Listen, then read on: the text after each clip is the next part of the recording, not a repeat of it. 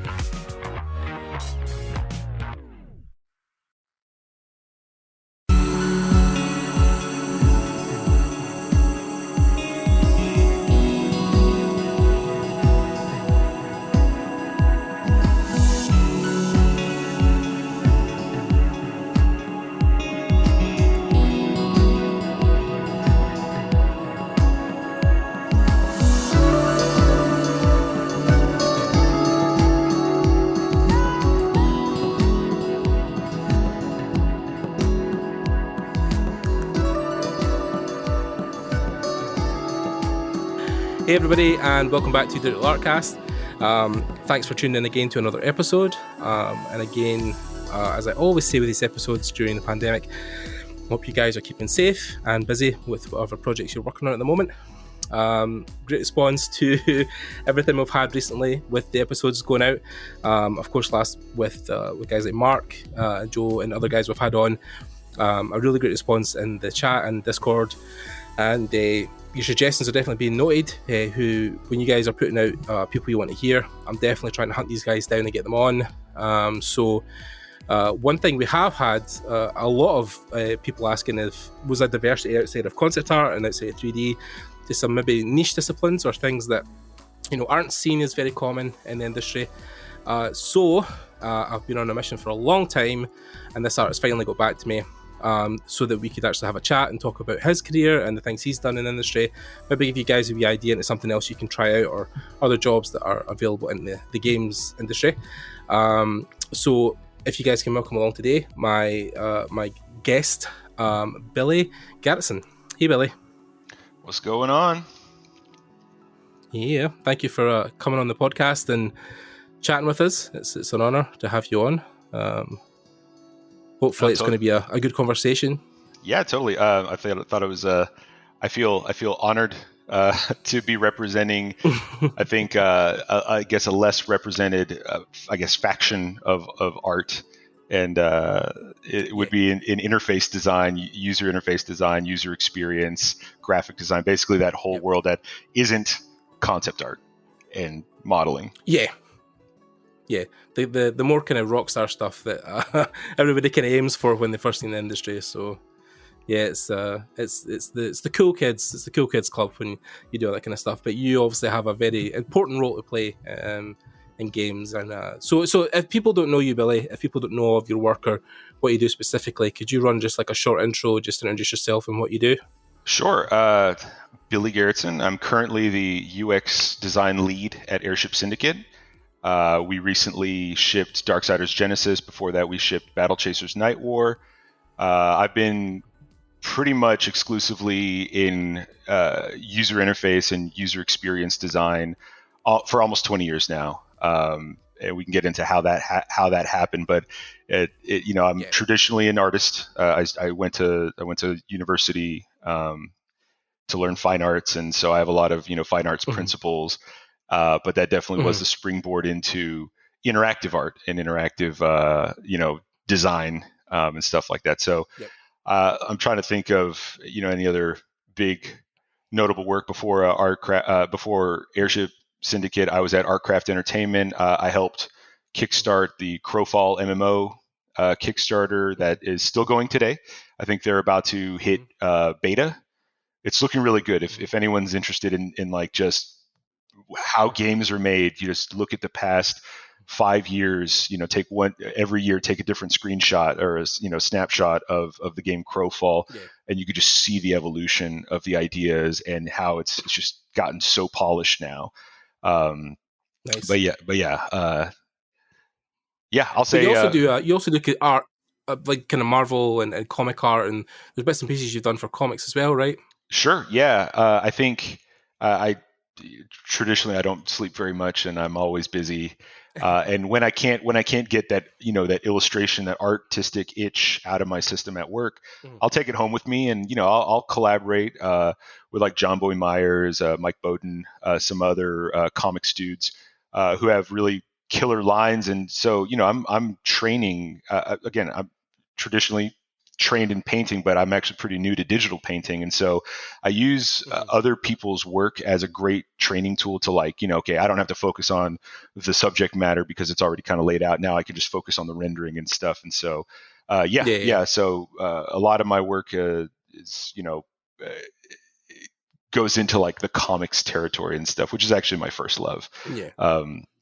Comic books. But yeah, so I mean, we'll get into this too, but like user interface and user experience actually taps into the artistic brain quite a bit. It's still a visual communication tool, even if it's not, a character or like world building. Yeah. Well, I mean, it's interesting as well because when I initially left my job, I mean, for me also comics was my first love, so we definitely share that. I think my first art book, before we recorded, me and Billy were geeking out and showing all our different art books and things we had in our bookcases. But my first art book was Jim Lee's Heroes, or Icons, sorry. And that kept me warm for many nights, which I think, Billy's going to say like, oh, I've got that one too. Yeah, I've got that's the one. That's the one. That is the one. Yes. But because early on, I think it was also one of the more popularized versions of illustration, because even when I started and I left my job, when I started looking at art or even working in games back in 2008, concept art wasn't even a thing. Like, it was a thing, but it wasn't like a publicly seen thing. It wasn't as in your face as it is now. So for a lot of people, when they looked at drawing, it was comics, right? So, but then I learned quickly how horribly those guys are treated and how low they're paid. So, I mean, like, some guys have great careers, but it is, I would say, 10 times more difficult than breaking into games or movies. I think comics is a very... saturation. I think, the internet and digital technologies have made it to where it's democratized the industry in a lot of ways. You don't have to go to fancy schools. You could just be talented and have a platform and an audience, and it makes you viable. It makes you, you can build a career just off of that. But what was I going to say? I mean, touching on you saying like, concept art wasn't so much of an official thing. It kind of has become more of that. I mean, like that's user experience in a nutshell, especially in video games. It's only recently been kind of a named necessity of any production is to have a user experience team, and user experience is different than user interface. We could talk about that in a bit if you want, but just kind of sharing some of the history of what resources were available for artists or designers who may have had the aptitude to do user experience. Like, those courses didn't exist. I graduated college in 2004. Though they didn't have even a user interface class at my art and design school, right? They didn't, and let alone user experience. So those are concepts that have really become hardened and solidified over the past, I'd say probably decade, right? I think we're seeing a lot more in the past 5 years, but really it's the past decade is when you started having schools acknowledge those particular disciplines and create courses around them, and having studios have those named roles and have qualifications for people who knew things about like human interaction design and even human psychology. A lot of human psychology goes into user experience as well. But yeah, so I think it's interesting. Like, you're talking about kind of having to learn in the field, right? You learned illustration, you learned concepting and stuff just kind of by doing and figuring it out without a lot of structured teaching and stuff. I mean, the same thing with like UI. Like, a lot of what I know about UI right now is just from doing so much of it out in the wild, right? And it's only now that I'm I'll read an academic study and I'm like, Oh yeah, totally. That makes sense. Yeah, I've been doing that for years, but now I know now I know what it's called. I called it Yeah, something else, it's right? got a name. Yeah. Yeah, So I mean, like it's because I'm interested as well because when I left my job initially, there was no, especially where I'm from in Scotland, like in the UK in general, there wasn't a lot of games art courses. It was like you said, it was traditionally fine art, painting, illustration, atelier skills, stuff like that. But then the thing I actually gravitated towards and I found was the most interesting through the course I done was I ended up going to what they called at the time a visual communication course. So I done graphic design for 2.5 years and basically built logos and banner pages and books and advertisement. And then I went into 3D design and done 3D at university. But like the visual communication stuff is something I've like. There's a really awesome designer that I've followed for many years called is it Aaron James Draplin, who is a graphic designer out in I think in Pennsylvania, and he like he's wrote a few books on one of them's called Draplin Design Theory, and it's all about graphic design and shapes and logos. And the thing I loved about him was he was trying to rebrand and or bring back old vintage logos and stuff that was on like truckers' uniforms for like 20 years ago. So he would go what he called scrapping. So he would drive around all these scrap sales in people's basements and find logos from like 20, 30 years ago, like industrial logos, and then take all those designs and try and rebrand them into modern stuff. Because he felt like there was too much abstractness or too much modern stuff that wasn't really meeting the facilitation of logos, especially for corporations. So he was like trying to go back and find the stuff that worked like 40 years ago and then reuse it. So like I think graphic design in a sense is now coming back in a wave that hasn't been for, since like one of the industrial revolutions, right? You said, talking about visual communication and graphic design, like that is essentially what has become user experience in a lot of ways, or it's evolved into like, a track that's what user experience really is. It's like, it's communicating, thoughts and feelings. It's driving player. It's basically creating expectation. When you look at a logo or a brand, which I've done plenty of, a lot of times, the first thing I'll ask the client or the collaborator, I say, hey man, give me what are the three things that really define this thing? Like and it could be emotions, it could be whatever. Like what three attributes? And so the it could be like it needs to be strong. It needs to look bespoke, like handmade, like it can't look tooled or machine made, right? And it needs to look like it's sturdy, right? You just kind of come up with these words that like, they could be fluff, but it's enough to be like, okay, cool. Those are things that I can put into this logo so that when you look at it as a viewer, you have an expectation. Oh, this is going to be scary. Oh, this is going to be exciting. Oh, this is going to be pretty dry. This is like a law firm. You know what I mean? Like there's a certain expectation that has to be built up front. Otherwise, when they walk through the door, when they pop in the disc, when they open up the book, if it doesn't match the promise of the front, right, of the signage, then there's disappointment or there's conflict, and then from there people have a bad experience. So I actually think like branding in a lot of ways and visual communication, it really is the cornerstone of a lot of interface, because interfaces are nothing but just bombarding you with information, and the role of that information is to help you make the next choice so that you can continue to have fun, so you can continue to have a good time, or a reward loop or something like that. Like the interface can't get in the way. And so people who are really good at interface are people who are usually really good at like page layout, like publication page layout with and iconography, people who know how to sum up a big idea into one tiny little glyph. So I think all those skill sets that used to be just bucketed into the School of Visual Arts, right, or visual communication, you're a graphic designer.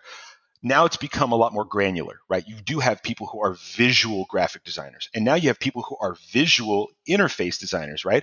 Maybe they're not the ones driving a lot of the user flows, but they know that this screen has to have these components, and I'm going to make it really pretty. Okay, cool. It's a Bejeweled styled game, so I'm going to make everything look really gemmy and super duper gilded, right? And so, this is where that dedicated role of the user experience person, the designer, is now defined, right? So a user interface artist is the one who kind of takes it to full and makes it a really pleasing an engaging looking screen, for instance, right? The user experience person is the one who's trying to figure out what the screen's purpose is. Where does it fit in the overall flow of the game, right? Just take Bejeweled, for example, or like a Candy Crush or something like that. Okay, cool. Start up the game. First thing I want to do, click the big play button. Cool. The next thing, map. Oh shit! Like look at all these nodes. I have to fill all these nodes out, and so it kind of creates this desire to progress, right? And then you hit a button, and then now it's a match 3 game, and now you're doing match 3. And every once in a while, you have to pick power ups, and there's just all these elements to it. So a user experience person is the person who maps out every single one of those screens, right? If you break every single feature into a screen, it's a moment that the player has to engage with the product, either to push OK or to make one of 3 choices or to slide gems for 2 minutes until the next screen comes up. We break down every single one of those screens.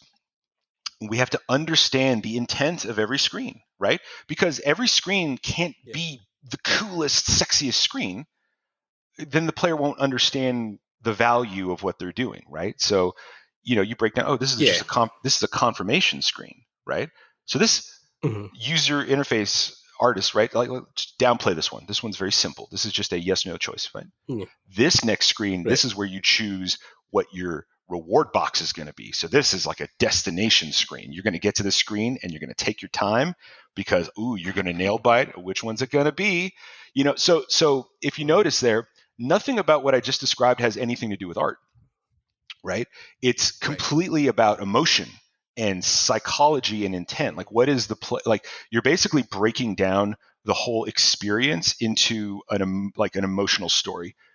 From the moment you click play to the moment you shut the game down, the user experience designer is basically tracking your time and trying to balance it in a way that it makes sense and it feels natural and organic. You're right. The worst games are the ones where you're on a roll and then a screen comes up that completely wrecks the momentum that you've built as a player emotionally, right? You're like, I'm about to hit this thing. Confirmation pop up. What the fuck? You know what I mean? Like, you don't want that reaction.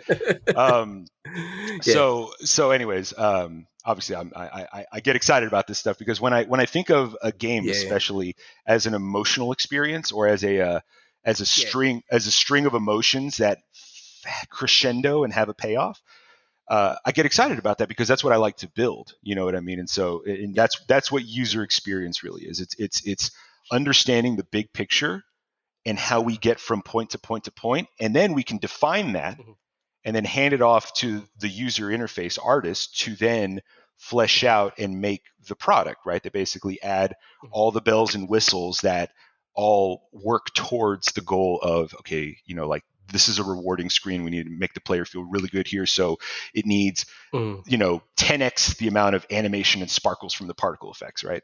Versus this is basically a EULA screen. So 0 fanfare, readability, big confirm button at the bottom. That's all it has to be, right? So, those requirements are given over to the user interface artist, and the artist makes it really awesome.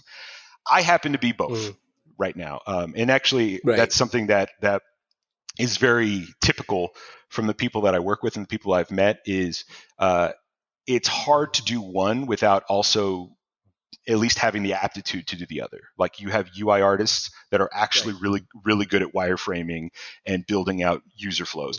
And you've got UX designers who are actually really good artists, right? And so I've been able to bridge the gap over my career, kind of focusing in the art world first, but, you build enough interfaces and eventually you're like, you get how the flows are supposed to go. And then you start to have your own ideas about how to make it a better experience. And then boom, you're a UX designer at that point, right? So, hopefully that breakdown was easy enough to follow. Like, do you get like 100%. Cool. Yeah, I was just going to say with you with starting with projects as well, does everything really begin with you in a dotted sketchbook with a flowchart? Is that how you can initially build your ideas?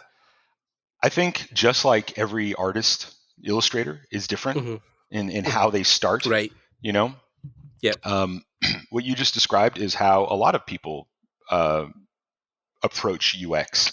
They think of the big picture, and they think of like, I know I'm going to have a level up screen. I know I'm going to have a skill tree. I know I'm going to have a this. And so they just really start to just kind of pencil out, the stuff in those screens and figure out how it all connects into a big picture. I go the other way around, to be honest with you, because like most times I need, like, I'll take let's say in Battle Chasers, for instance, right? When I was brought on to Battle Chasers, I was brought on to start working on the combat HUD. Because it was just like, hey, come in and kind of spruce up the combat HUD. We need to make an E3 demo. It was going to be a really short thing, right? So rather than, really, really break it down into a bunch of granular detail, I just took a screenshot of combat and I just worked on top. I essentially went to full quality art and I dreamed what it was going to look like. Same thing with like, the crafting screens and all that kind of stuff. I needed to play it. Right. And this is a personal thing. I'm not saying like this is the way to make interface and this is the way to approach UX. Of course, yeah. But the way that I make games, if I can look at a screen and I'm already playing it in my head, there's a get it factor. It's like I already know, I know how I got here. This is a slide out panel. This panel slid out after I talked to this NPC. And, like a lot of the pieces and this how it stitches together, it kind of happens naturally. But for me, it always starts with I need to play the game in my head. I need to look at this static screen, and it's already a game in my mind, right? And for some people, they can go wireframe. I can do that, but I've also collaborated with enough people who don't have the gift of being able to look at a napkin drawing and know that it's going to be an amazing painting. Like I have to take it to full in order not just for myself to see the game, but for other people to see the game as well. So that's what I typically do. I'll get an idea. It's not even a concrete idea. Like on a lot of our new games and stuff, a lot of times stuff gets thrown my way. It's like, hey, we're thinking about having this type of feature. And that's it. And then I just kind of make something up that looks like the game we're building. And everyone looks at it and says, dude, that is like 50% there. Sometimes it's 90% there. Those are good days, right? Yeah. But even 50% there is enough to know, okay, cool. Like this stuff works, this stuff doesn't, but now we can trash that 50 and then refine it until it's 100% what we're going to build. Right? So yeah, it's a little different, but I actually think that I approach UX the way that like a sculptor or an illustrator would approach their work is, you kind of build up in layers. You build up in layers, and then it just kind of forms, you know what I mean? Like it's a really organic process. And I hate to sound like it is an academic process too. Some people really, really approach it academically and they're a lot more mathematical and scientific about how they design games. But I think maybe it's just the way my brain works. I came from the art world first and I became a UX guy. Right. So I approach the process very much like I would any other piece of art. Yeah, I think it's interesting as well with you where, especially in Airship, because they have that stylized aesthetic, is that, you can not only wireframe something or build out a user experience, but you can also almost hand illustrate those icons to an aesthetic level that, like a graphic designer possibly wouldn't or couldn't do, beyond, simple shapes in Illustrator. You're physically painting, rock textures, lava textures, stuff that is sitting flowing out of the icon. Is that something you think makes you or other people would make them stand above and beyond other UI UX designers if they can do that or do both? I mean, I think it really depends on the studio. Because someone who is a fantastic illustrator may be completely underutilized or out of place working on a game like, let's say, like Call of Duty, and it's like Battle Royale, which is very modern, it's very clean, or hell, even Destiny, like Destiny has a lot of texture and depth to the images, but it doesn't look hand drawn or illustrated. It's very machined and intentionally, right? Yes. It's a sci-fi, very decadent sci-fi game, so it's not meant to look ragtag and rickety and stuff. That's also, I mean, again, if you're going to work for a company, I mean, it is a true marriage of what you're bringing to the table and what the company needs and what what their style is. My style matches the style of Airship. I like stuff that looks almost like comic-y. Like I come from, like, my background is in comics, and that's what I wanted to do. I got into games. We can tell that story in a bit if you want, but like, I came into games completely haphazardly. I never expected to be in games. I wanted to be a comics artist, and so I approach everything kind of in that kind of handmade, again, bespoke, boutique, way. Like, you want to see the artist's hand in the game. Like the minute that we put out a game that looks generic, like that's the day Airship dies. And luckily, we're just tripling down on things looking airshippy, if that's a word. But yeah, no, I think at Airship, all of our UX UI guys are strong illustrators.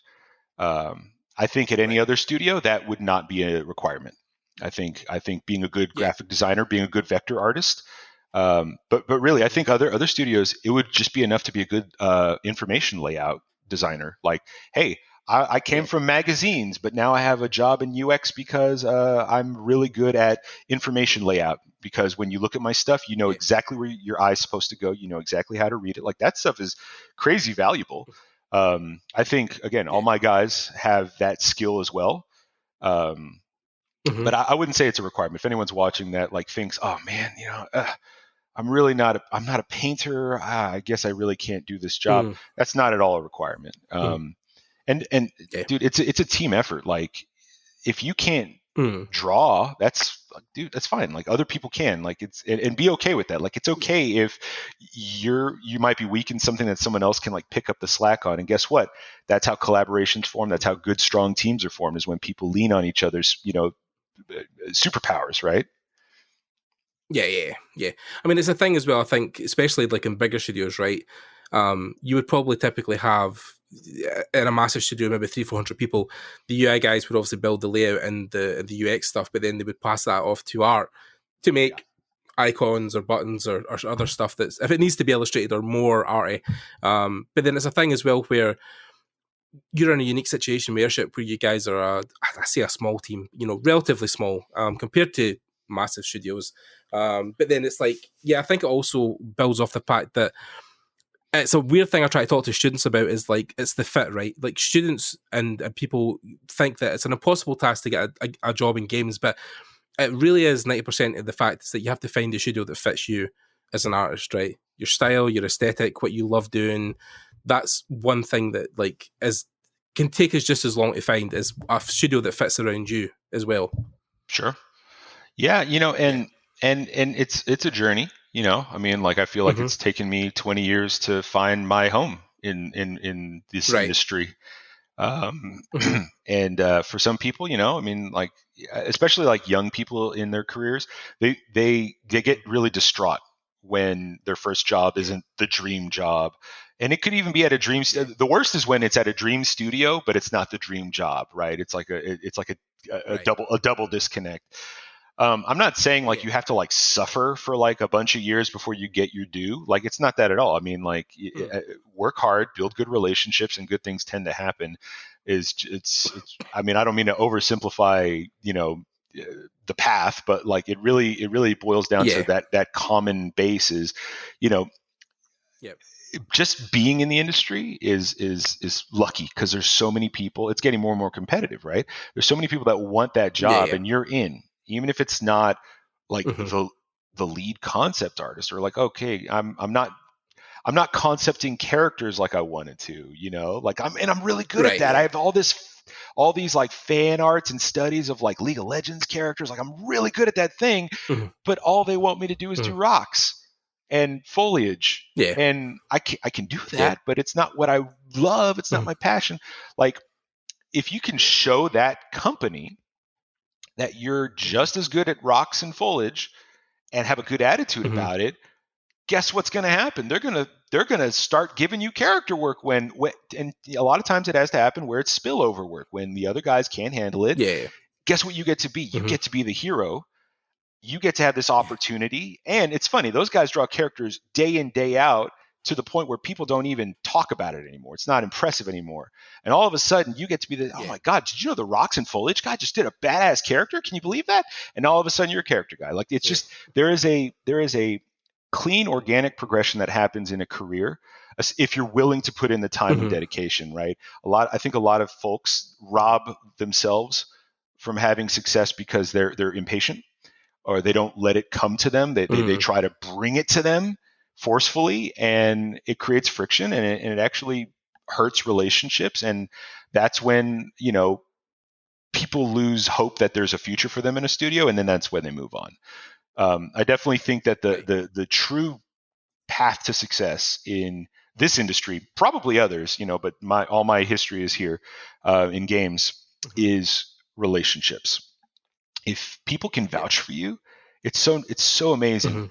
People love to work with the same people if they're good people and talented and they're just cool. Like, you spend so much time in a room making a game with the same people day in, day out, that if you don't like those people and you move on, you're not going to recommend those other people to come with you. You know what I mean? And so almost everything that I've done, like my first job, I just cold applied for the first studio I worked for. It was a casino gaming company, like fresh out of college. Right. Every other job after that came to me from a recommendation. Like someone said, "Hey, there's a thing that I want you to consider." Basically, and that's not meant to be like a humble brag or anything. It's just like, I just feel like it's just the proof point. No. Like if you get a reputation for being good at what you do. Also, by the way, talent is just completely a given. Like if you're in this industry, no one's going to gush about your talent because they expect you to be talented. Everyone's talented. That's what's cool about it, right? It's like we're all like basketball players playing basketball together, right? Like it's just like we're all kind of using our skill sets in cool ways to make cool products. So, don't focus on, be talented. That's a given, right? But like, be cool to work with, man. Like, don't make it all about you. Celebrate other people's accomplishments and they'll celebrate yours. And build a reputation for being a dependable person who's level-headed, who isn't selfish, who isn't self-centered and all that kind of stuff. And guess what? People want to work with you. They want to keep working with you. And you may move on somewhere and you might be able to recommend someone. Someone else might move somewhere that you want to be and they recommend you and then they pull you along. Like it's so much easier to succeed when you have other people who care about your success. Yeah, I think it's definitely something I've learned because, like I says, I don't have a stellar foothold in the industry right now, but then a lot of people like having me around mostly because I'm easier to get on with and people can have a conversation with me. So it just means that when the talent eventually catches up and I have the portfolio or the body of work, then it might be a little bit easier for me to find work because I know people and I know I've built a relationship. So I think that's the one thing that I found when I was leaving university was a struggle for a lot of students was building those connections, was building those relationships, going to events, meeting people, talking to art directors. A lot of people expect you just to sit online constantly and put stuff out and then eventually, I mean, you can do that also. You can put a ton of work out online and still get work, but then building relationships, I think, is so important. I mean, then you talked about like your first set of jobs because obviously now you're at Airship. You didn't start at Airship, right? So what was your first experience in the game industry starting off? Actually, it was in college. I was 19. Like I said, I wanted to be a comics artist. I was following guys like Trent Kanuga and Joe Mad, guys who were really young and kind of made a name for themselves while they were really young. And I kind of I wanted to be that guy too. I wanted to be like that really young, hot artist. Dude, my illustration ability at that time was nowhere. Like it's bad. I'm embarrassed to even say like that was my motivation, was to be like those guys when I was so far out of their league. But it was a motivation, or at the very least, it was a direction I wanted to head. I wanted to be a comics artist, and so I got accepted to the University of Texas, which is a pretty prestigious school here in Texas. I actually got accepted to other schools that were better art schools for what I wanted to do, but because of the prestige of UT, I went to UT instead. And I either loved it a lot or I hated it a lot because I went into a 5-year art program, but I graduated in 3. Every summer every Christmas, whatever. Anytime I could take extra classes, I did. And I just Nice. worked my ass off to get out of college, because I mean, I love school, I love learning, but I hated the amount of work I had to do, and I didn't get paid for it. You know what I mean? Like, it was just one of these things. Like, I could be working this hard and actually making money and getting on with my life. So I just wanted to get out really quickly. But I was in the middle of a fine arts program, so I was learning, life drawing, illustration, painting, lithography. But just as a fun little, hey, this sounds interesting, there was a videography class, like a transmedia class, that was like, okay, cool, we're actually going to, like, it's art, but it's, we're going to use cameras, we're going to use After Effects, we're going to use all sorts of like digital technologies to make interesting art. And that was actually the first time. I mean, shit, that was the first time I ever even used a Wacom tablet. I was completely non-digital in my art at all. So it was the first time I used a Wacom tablet. First time I ever had any Adobe product open in front of me, and it was just like, a whole new world. Kid in a candy shop. I just felt like, oh my god, so many more tools for expression. And I'm a dabbler. Like, I like tools. Like, I compose music, and I would compose stuff in Cakewalk and like Fruity Loops and stuff like that. So like, I like tinkering in a program. I 3D model in like Max and stuff. So like, I like learning new programs. And so the Adobe stuff came my way. I'm like, oh my god, right? So sorry. So that was an introduction into that world of like, digital art and animation, right? Because in this video art class, I learned motion graphics and stuff using After Effects, right? So that was a little bit of a foot in the door of like just getting a taste of that tool set, right? I'm still an illustrator. I'm still like, my goals are not that, right? That was really just like it seemed like an easy 3 hours credit that I could get, right? And it was, but the real value there was introduction into the tools. A year later, right? I'm 19 at this point. Some of my best friends who are also in college with me, they went the programming route, right? And they say, hey, we want to develop a video game for the Pocket PC, right? The hot mobile product, Pocket PC. Oh my god, like, no one had Pocket PCs, but they were just hot on this idea of like, dude, there's like, we don't have to have dev kits. Basically, it was like the reason why a lot of people do iPhone development now is because it's like they don't have restrictions like they have before, right? Where like, you had to have a dev kit, you had to have a certain amount of equity in your company in order to be a licensee for like Nintendo or Sony or whatever, right? So, but Pocket PC was like this open, it was the iPhone before the iPhone, and they wanted to make a video game. They were making a platformer engine. Also, by the way, this is before Unity. This is before, I think even before like Torque. If you're familiar with the Torque engine by Garage Games. Oh yeah. And so this is before all that stuff was available to us. So they made an engine. They made a tile editor. They made an importing tool that could take, a bitmap sprite sheet of a character animated into their engine and make things move. Like, they basically, their experiment was, can we make an engine? Can we make a video game from it? The video game is the proof point of the engine and technology that they were building. And they had no content. They had no artists. They didn't even have a design for the game, like a story. So they just said, hey, Billy, you're an artist. What do you think? Right. And I just, without really thinking about it, I'm like, yeah, cool, I'll do it. First thing I did, I put together a design document. It was basically just 10 pages of just doodles of like different characters and different levels. And it was just a ripoff of Ninja Gaiden. It was basically like if, Ninja Gaiden, Mega Man, that type of platformer.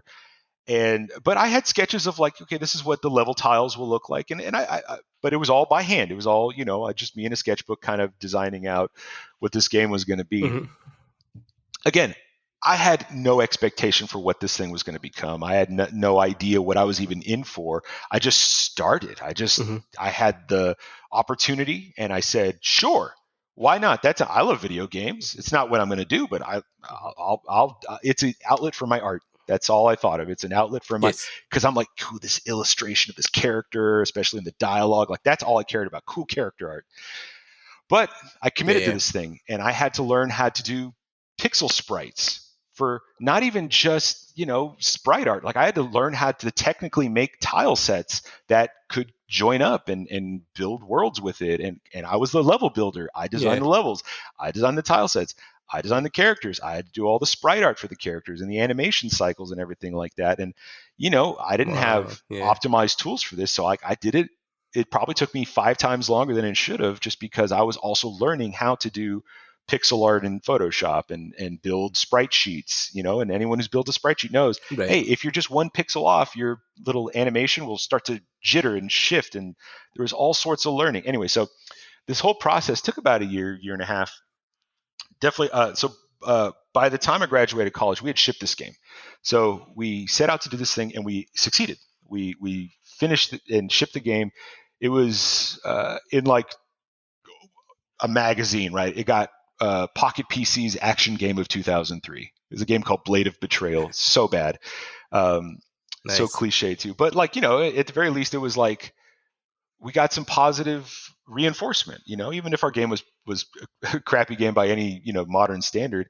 Someone recognized it, right? And it felt good. It felt good to like make something and share something. And so, it created this new interest and new desire to work in games. I pretty much abandoned my comic book endeavors, like cold turkey, just because I'm like, dude, it was so satisfying. Like it was so much effort and it was so hard and a lot of sacrifice nights. I could have been partying. I could have been doing this in college. I could have been doing so many other things, but I chose to tinker and learn something.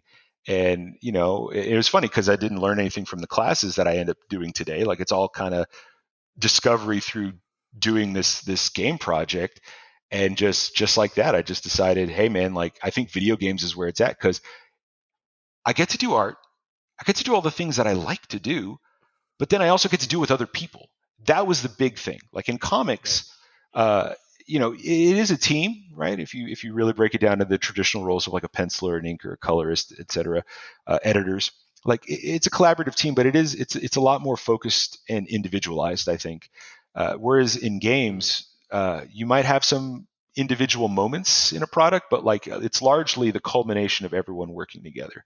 And so I just love that. I became that guy. I learned that about myself, right? That I like being on a team. Being cool and recognized as an individual, like that's awesome too. But then I got to feel what it's like to share that feeling with other people, and it felt better. It definitely felt better to share the success. And so, but at the time in Austin, I graduated. I had made no leads in video games or whatever, and I thought, oh well, I've shipped a game. This is going to be impressive. And at the time Acclaim was still a company, and we had like Origin and we had some cool companies here in town, but no one was impressed by my Pocket PC game. So I took the first game job I could, and that ended up being in casino games. At the time it was called Multimedia Games. Now it's called Every Technologies, but it's still here. Huge company, one of the biggest companies you've never heard of in gaming. But it's like real deal casino games, not like online Facebook casino games like Zynga or whatever. It's like actual physical cabinets. And and what's interesting is I thought, okay, I'll just do this for a couple months and I'll just keep applying to other jobs while I do this for just money for now, and I'll do something later. I was there for 7 years. I ended up falling in love with it almost immediately because outside of like casino games aren't that sexy, But to be honest, I actually think a lot of people I've met, like that's how they got their start. They worked in casino games. Casino games aren't sexy, but they're there. There's an opportunity for your career in casino games, especially as an artist, because every game, think about it this way, every game is like a whole different world. Every new game, oh, I'm doing a game about the Aztecs now. I'm doing a game now about, pirates. I'm doing a game that takes place in Atlantis. I'm doing a game that, all the themes of these games go across the entire spectrum. And if you think about as an artist in training, that is the best and fastest way to get better and to learn different techniques. At this point now, I can render any material. Like I can make any material look like what it's satin, scaly material, chrome, brushed steel. You know what I mean? Like you just learn how to make all those materials because the themes require it.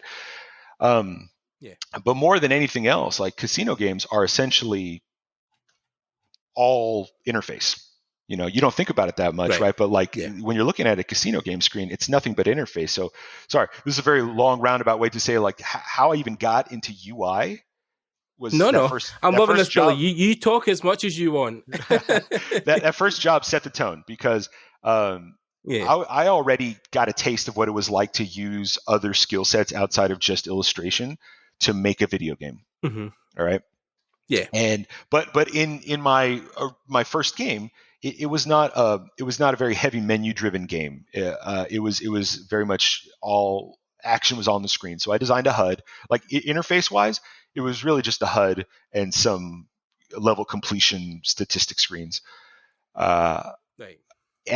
At the casino game job, I mean, I had to learn all sorts of interfaces. I had to learn just your main game screen, which has the reels and the buttons at the bottom and like the, your little meters and stuff. And then bonus games. And you had bonus games that are like picking games, bonus games that have spinning wheels, bonus games that have all sorts of different visual stimuli.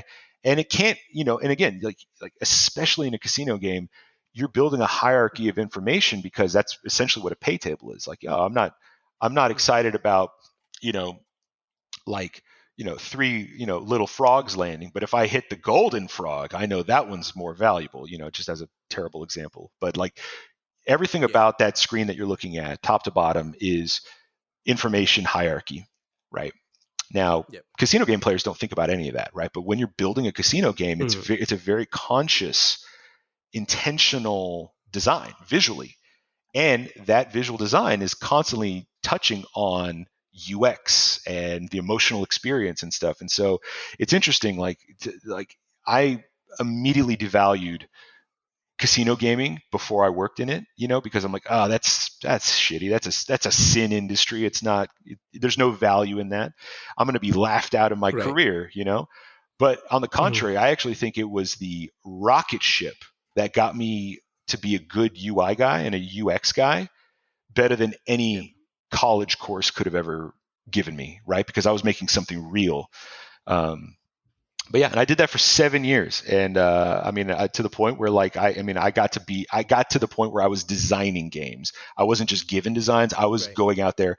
I was pitching, man. I was going into boardrooms with like the suits and everything like that, and I was pitching an idea, and I was getting it approved. I have a few patents, like I have a few patented innovations that some of these games afforded, and like me and other co-authors are on patent. So it's like I have so many good vibes about that first job. But ultimately, I my heart really wasn't in casino gaming. I wanted to make not, it's so unfair to call them real games, but like I wanted to make games that I could share with more people. Outside of just casino destinations. So I left that company, and I actually stopped doing art for about 5 years because I left that company to go. I was the game manager and creative director of a company called Game Salad, and it's a game engine that required no code. It's really cool engine. A lot of other engines do that, like a Construct and I want to say even Game Maker probably has some visual scripting components.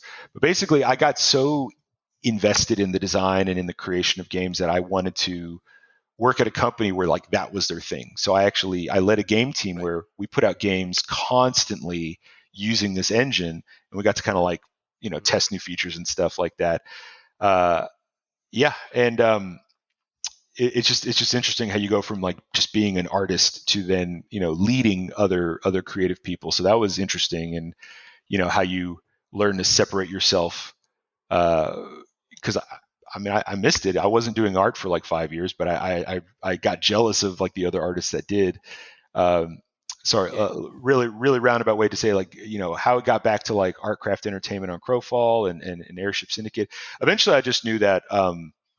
I think art was just something I wasn't going to give up. I think I'm still leading teams and stuff, but like I'm in the situation where I can continue to contribute my art to the product, and it's not just wireframes and stuff like that. Yeah. I mean, a couple of things I wanted to circle around with, just with you, with the points you made. One I wanted to talk about was, I think a thing that comes across very common in a lot of students I talk to is what I call decision paralysis, where they're so afraid of making a decision about what they want to focus on. And I'm very guilty of this. you never start, right? And you talk about like you didn't just start, you rolled continuously until you just made 1,000 things. So that's one part. And then the second part on top of that is my designer in visual development school told me that there is no boring projects, only boring designers. When you talk about like I worked in casino games and people would think it's this or that, is that, you know, it doesn't have to be a boring experience. You make it boring if you think it's boring. If you're excited about what you do and excited about the project, then you'll bring that to the project and make it exciting. But if you approach something like, you know, like a logo for something that seems like, oh my God, it's a, you know, it's like a law firm or whatever the fuck.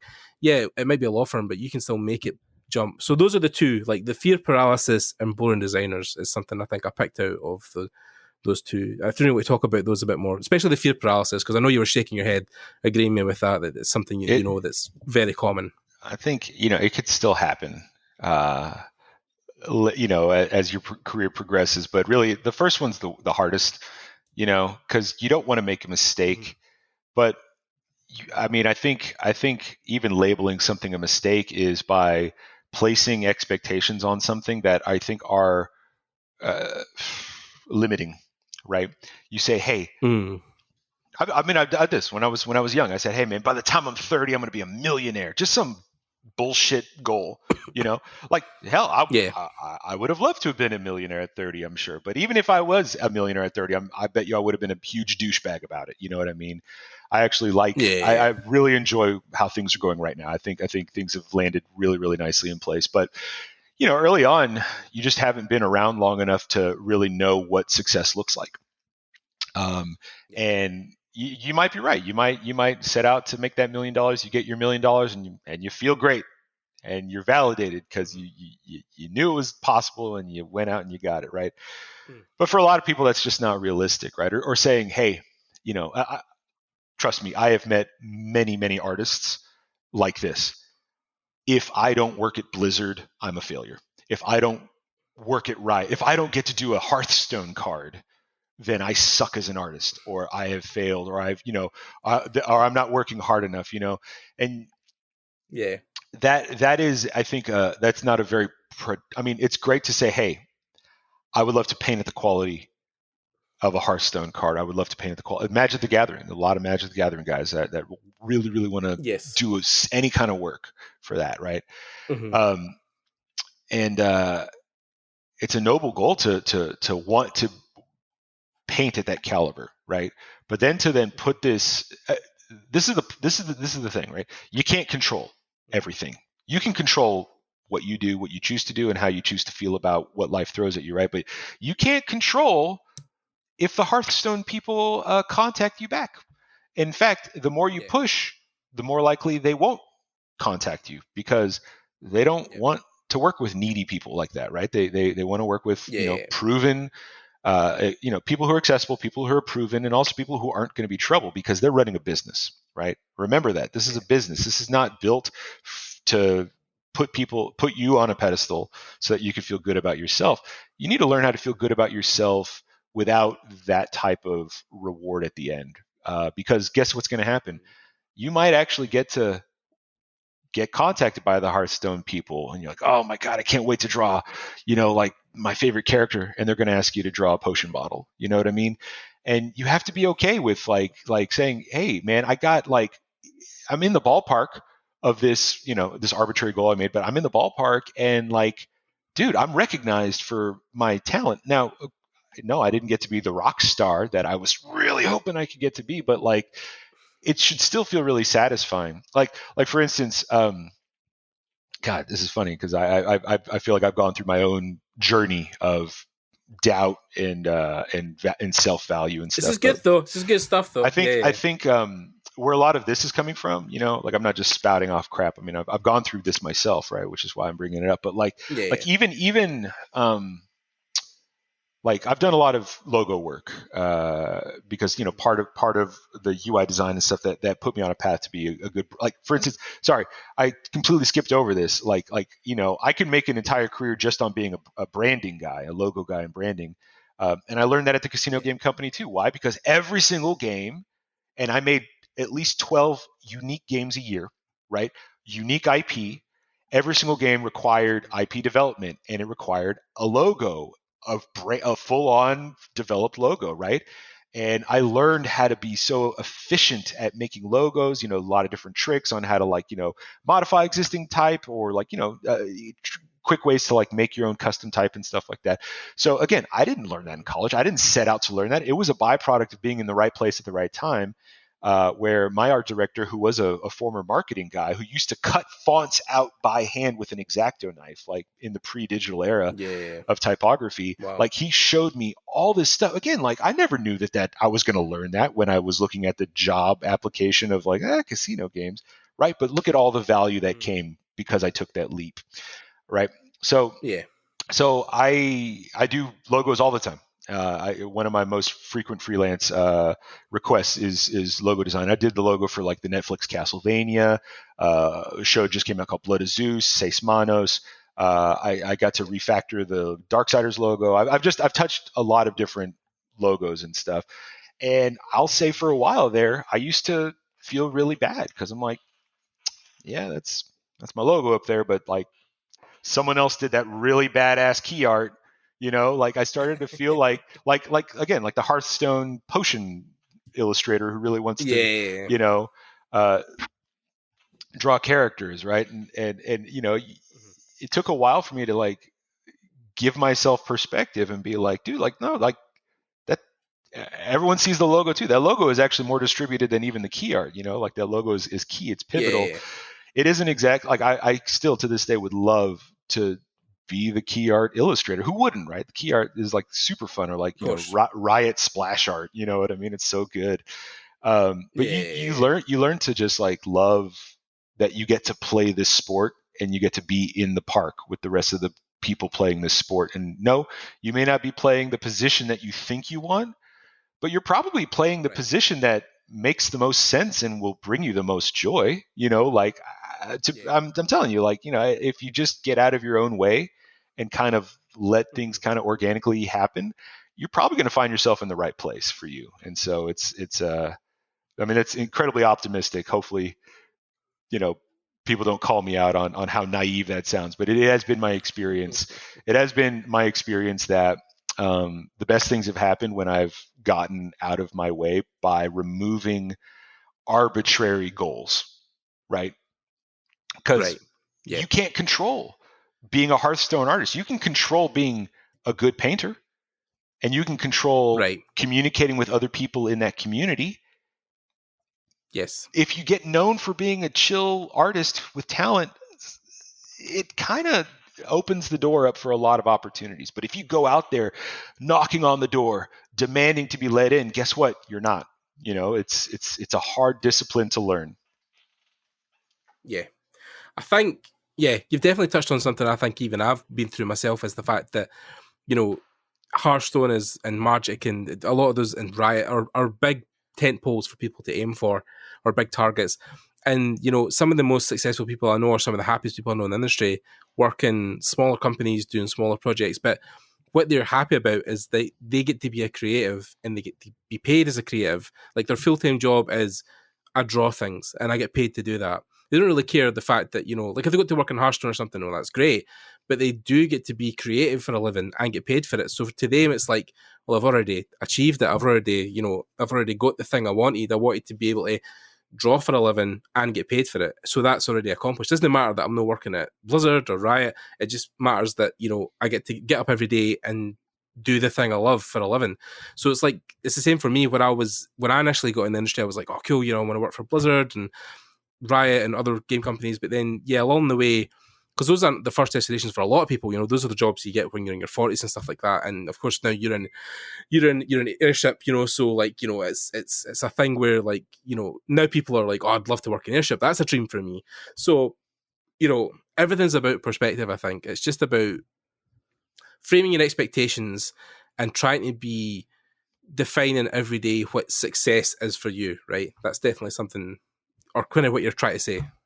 Well, also, I think, at least for me personally, it's a double-edged sword. It's a bit of a trap to put your success on, again, a specific creative target. If I if I die and I never did like a piece of key art for one of our products, and I won't be happy. Like I think that's a trap. It's bad. I mean, it's nice to go after things like that, but find happiness outside of the work too, because sometimes the work, even if it's great, I mean, here's the crazy thing. I worked on logos for big brands that I've been miserable at. Like, I was not passionate about the brand. It was miserable to work with the client, but I get to put it down on my resume and it looks really sexy to, people who weren't part of the process. But in my mind, the thing that other people would celebrate is something that's actually almost like a warning not to go down that path again. It's like, hey, value good clients, value good collaborators over the perception or prestige of the thing. Right. And it's nice. It's humbling, and it kind of, again, it makes you approachable. I think being approachable opens up a lot of doors. It doesn't mean you have to be agreeable with everything. It doesn't mean you have to be a pushover. But it does mean that, people go out there and just, they go out there and then they project a lot of like restrictions. Don't talk to me if you're, if you're not going to agree with me on this political point, then fuck you. If you don't like this, then blah, blah, blah. If you play this game, then you have no taste. People go out there and they basically they constantly push people away without even realizing. Right? They think they're defining their personal brand so that they only attract the audience that they want. But here's another thing about the audience, right? If you're trying to get a specific audience, they're not going to come. You have to just, ask any person who has a restaurant or a store. You have to build a place that's inviting and a place that people want to be at. Not, sure, some places can get away with being so exclusive. Think of like a country club, but that's a douchebag place. Who wants to go to that, right?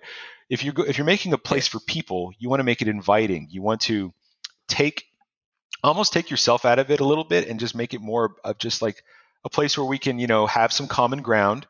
Differences are fine, but that's, we're here to form a community. And I think it's about opening doors, not shutting them. And I think that's also what allows people to then celebrate other people, right? If you're so self-centered and so concentrated on your own success, it makes it really, really hard to create opportunities for your own success because you aren't, again, focusing on other people around you who are also doing exciting things.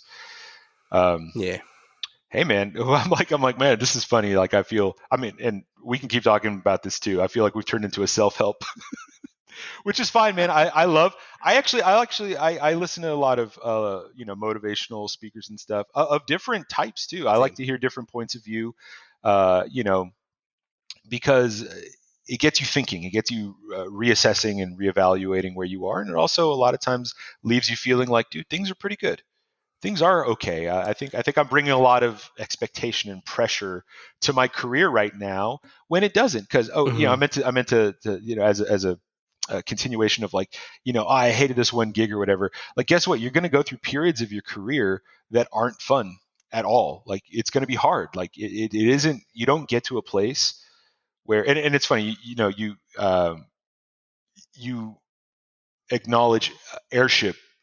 In my being there as this triumph, and it's a personal triumph, but at the same time, it's not something that like I feel like, okay, I've actually hit my destination and now life's done, I can die happy. I mean, I could, but like now I have new goals. It's just an eye-opening thing, like you get to the place where you want to be and you don't change as a person. You think, oh, I'm at Blizzard now, so I'm a great artist. Guess what? You were a great artist before you were at Blizzard. You know what I mean? You get to Blizzard, and to be honest, 9 times out of 10, you get a little shell-shocked at how it's not at all what you thought it was going to be.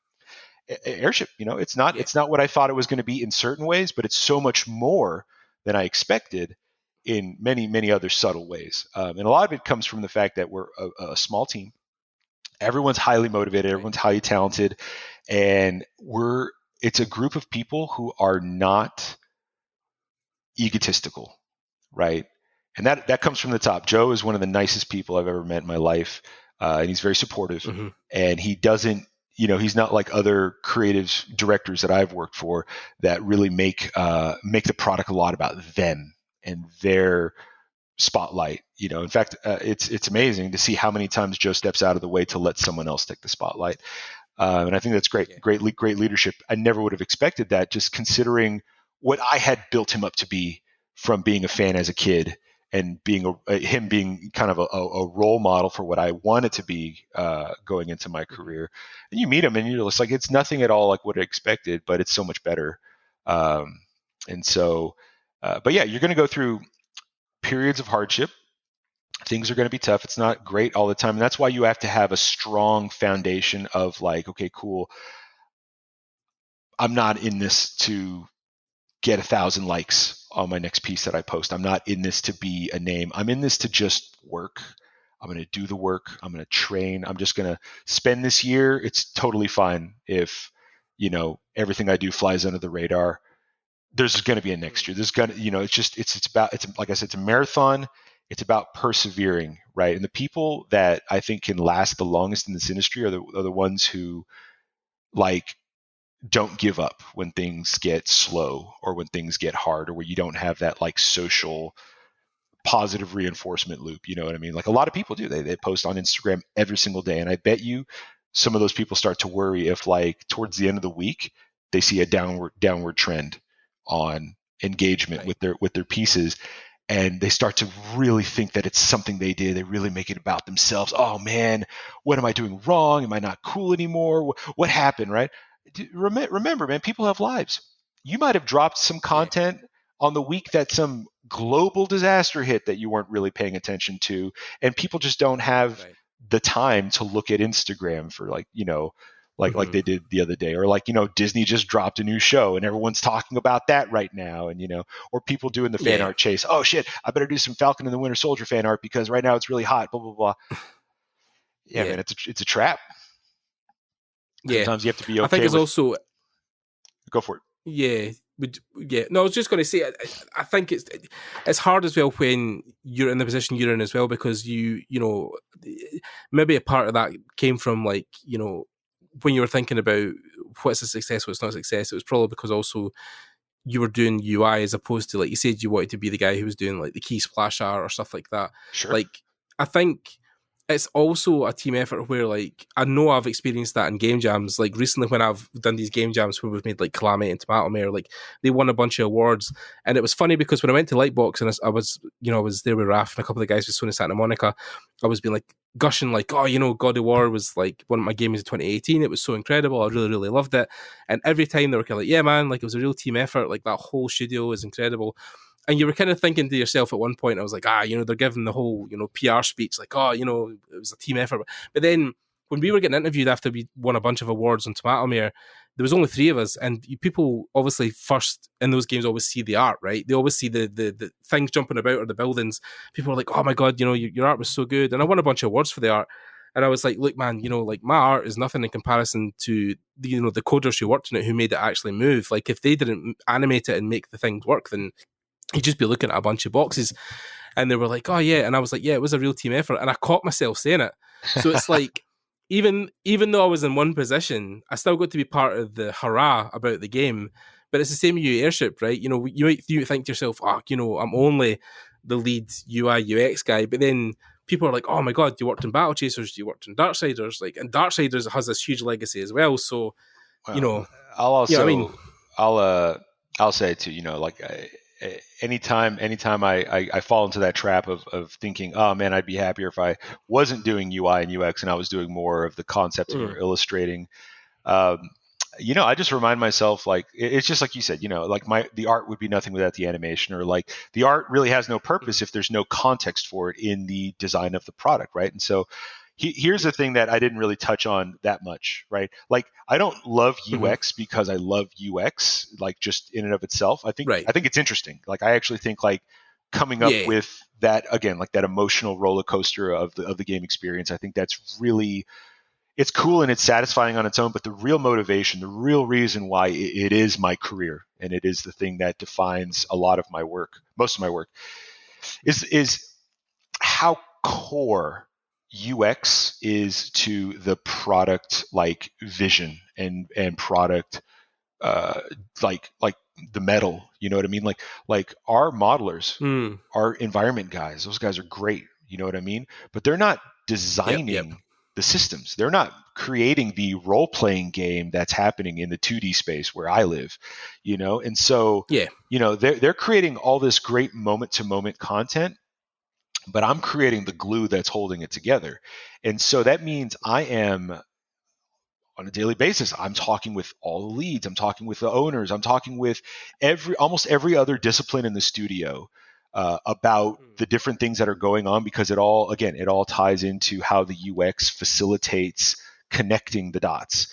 And so like there's so much influence and there's so much gratification in being that facilitator, that again, like it's hard to describe, because tell you what, hardly any other discipline has that type of engagement with the other disciplines, right? Like combat guys are going to talk to programmers because obviously those things happen in tandem, but those guys aren't always really talking to like the marketing people or the 3D modelers or even our production staff. So it really is. It's a point of privilege. I get to see a lot. I mean, basically, I get to see behind the curtain from day one. In fact, a lot of times I'm the guy doing the graphics for the pitch that we shoot off to publishers before the rest of the studio even knows that we've pitched something to publishers. You know what I mean? Like there's a what's the word? There's a level of access I get as a UX designer that hardly any other person at the studio gets. And so that is the thing that has been really, really fun and enjoyable, because it's almost like you get to be like in on like a little secret, and you build up all this like anticipation for when it hits, when it gets revealed, whether internally to the team or externally to the consumers. Like it's just this pop of excitement because you were there every step of the way. And so it's super rewarding and satisfying. If I could say like, it's cool making games, but like, I've been doing that for so long that doesn't have novelty anymore. The thing that still really makes me excited about making games, especially from the UX perspective, is that collaboration and that closeness to the metal. Like there are times that like I'll get a design and I'll shoot out a mock-up of something that has something that wasn't in the design that everyone likes so much that it becomes part of the design. And now I've etched my contribution into the core product henceforth, right? Like it's incredibly satisfying. So yeah, I don't mean to like say, yeah, I'm willing to take a second place ribbon because I'm not doing key art. Like I don't want that to be the sentiment here at all. Like I love having the first place ribbon in UX. And it's almost like a childish dream I'm still holding on to like illustrate, but I'm doing that too. I'm just not doing it at Airship. I actually have quite a lot of personal illustration work that I've done for like books and book series and stuff. So it's not like I'm not scratching that itch. It's just, there are still those days when I'm like sitting 2 feet away from like Joe. Would have been kind of cool to like do some art, but whatever, man. Like I think I'm closer to that dream I had when I was a kid than I ever thought I'd be.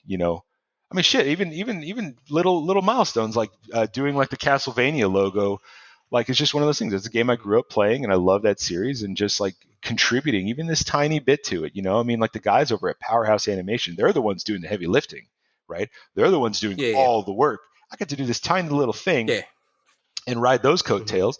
And it's just like, dude, if the 12-year-old me knew what was going to happen, he wouldn't believe it. He'd blow his mind. Yeah. So I mean, it's interesting where I think there's definitely. Cheers to that. But I think there's an interesting fact in that fact that when you showed me the Castlevania LP, I was like, holy shit, like your logo's on that as well. And like, I remember when I first saw the previews for Castlevania, I was like, and I'm not just saying this obviously because you're sitting here. Honest to God, the truth of the matter is, I looked at that logo reveal and I was like, that's a nice fucking logo. That is a nice, because obviously coming from a design and a typography background, I was like, Jesus, that's a really nice logo.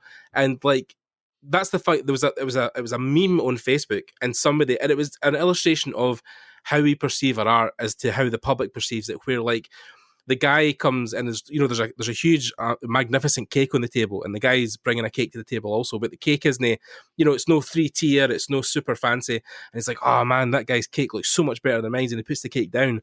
And then the guy comes over to eat it, and he's like, "Fuck yeah, man, 2 cakes." You know what I mean? Like, Yeah. it's like, Like, you're sitting going like, I only got to do the logo. But for me, like, that was one of the defining things about that series, was how the logo stood out, especially when you go to Netflix, right? Because Netflix sticks with the thumbnails, and you're looking at it, and it's so prevalent in my god, it's surreal. Here's what's crazy. I actually get uncomfortable sometimes when I see it. Because it's almost like I'm still I don't know, it's big, it's Castlevania, but again, my life didn't change. I am not a different person. It's almost like I don't want to look at it too much, because I don't want to start thinking about it differently. Because when I look at this logo, I don't think about what other people look at it. I actually think about making it. I think about, and thank you for commenting on liking the design. You would laugh if I showed you the first draft. So the story, there is a story behind the logo, right? And I like to think, they didn't pick me because I'm a great logo guy. They picked me because I'm a bit of a Swiss Army knife, and they had a week to deliver a logo. So I think I was like just a fixer. Like I'm not, again, like they didn't pick me because I'm some hotshot logo maker. They just picked me because I'm affordable and available. I've worked with Powerhouse forever. But see, that's you putting yourself down again. But I bet you they picked you because they loved your artwork. Well, tell you what, there you go. That's my own perception, and I'm probably wrong. And I appreciate you. Yeah. Thank you, Sid. Thank you. 5 days. They gave me 5 days to get. I think they contacted me on 1 week. They contacted me on a Friday. Right. And they said they would have details for me on a Monday. So of course that weekend I started putting together doodles and stuff like that. I hadn't seen one frame of the show, so I had no idea what the tone was, but I'm like, okay, cool. And my original design was based on the classic Castlevania design, so like it was a lot more like Old English looking and really kind of ornate. And Monday comes around, and then they give me the details and they give me the tone, and I was completely off. Like basically, they saw my first draft and they're like, no, don't. Like we're going to ignore that right now because that is so off the mark. We don't want to be distracted. And they're just like, no, it's an anime. They wanted to, but it's like gritty. They were like, we want it to feel like Dark Souls. We want it to feel like Berserk. We want it to feel like those really gritty Japanese shows, right? And so I actually had a couple drafts of the logo that wasn't too different from the final one, but it also incorporated Japanese characters, right? And in fact, I should dig those up and just share them like on social, because like what are they going to do? Who cares, right? The thing is such a thing now. It's not giving away anything that at one point we had different designs.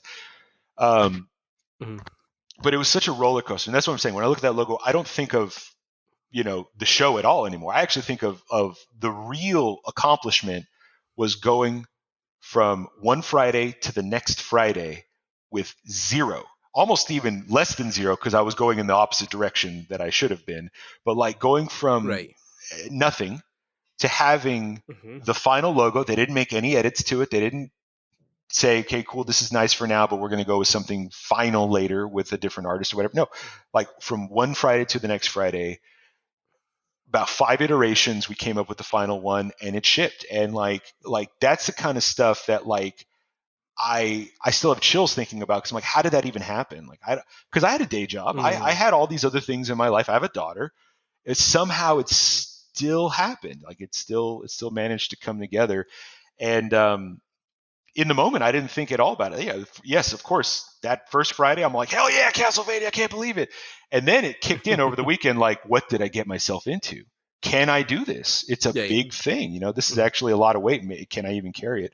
But the fact that we got to that second Friday and everyone was happy, like that's the accomplishment, And so I don't have as many of those as you might think of, like these, like these crazy, how did it come together? And when it happens like that, those are the times I really like that old school. It's like old school game development too. It's just like, 4 dudes in a closet really just working away, and you don't know what's going to happen, but somehow a game came out. You know what I mean? Yeah. Yeah. No, I think it's even the way, the logo sits. For me, it almost looks handcrafted in the fact that it actually looks like it's been either lino or screen printed. And then, of course, the C, the A, and the S, the flame thing that's going on there as well that leads into the negative colors.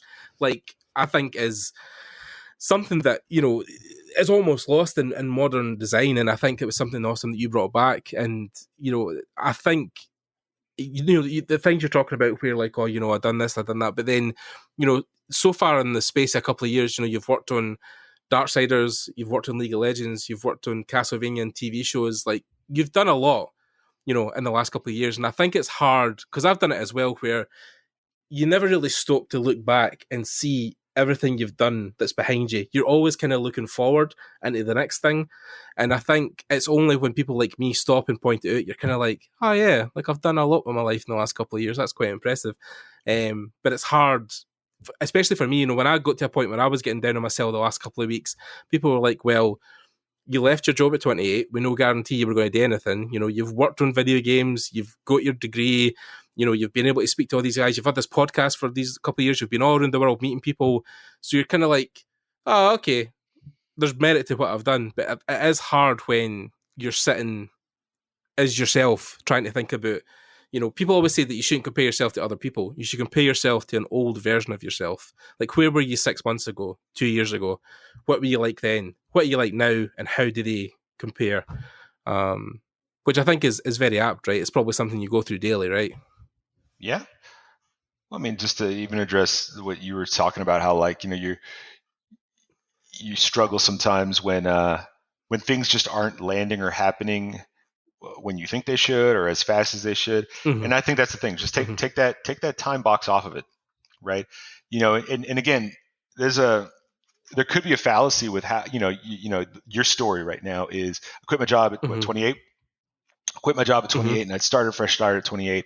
You know what I mean? And just even that tone feels like you're saying I reset the clock at 28 and look at all this time that I've lost. And it's like, no, not at all, man. You were 28. You've got a lot of experience that you're bringing with you as you shift your focus. That's all it is.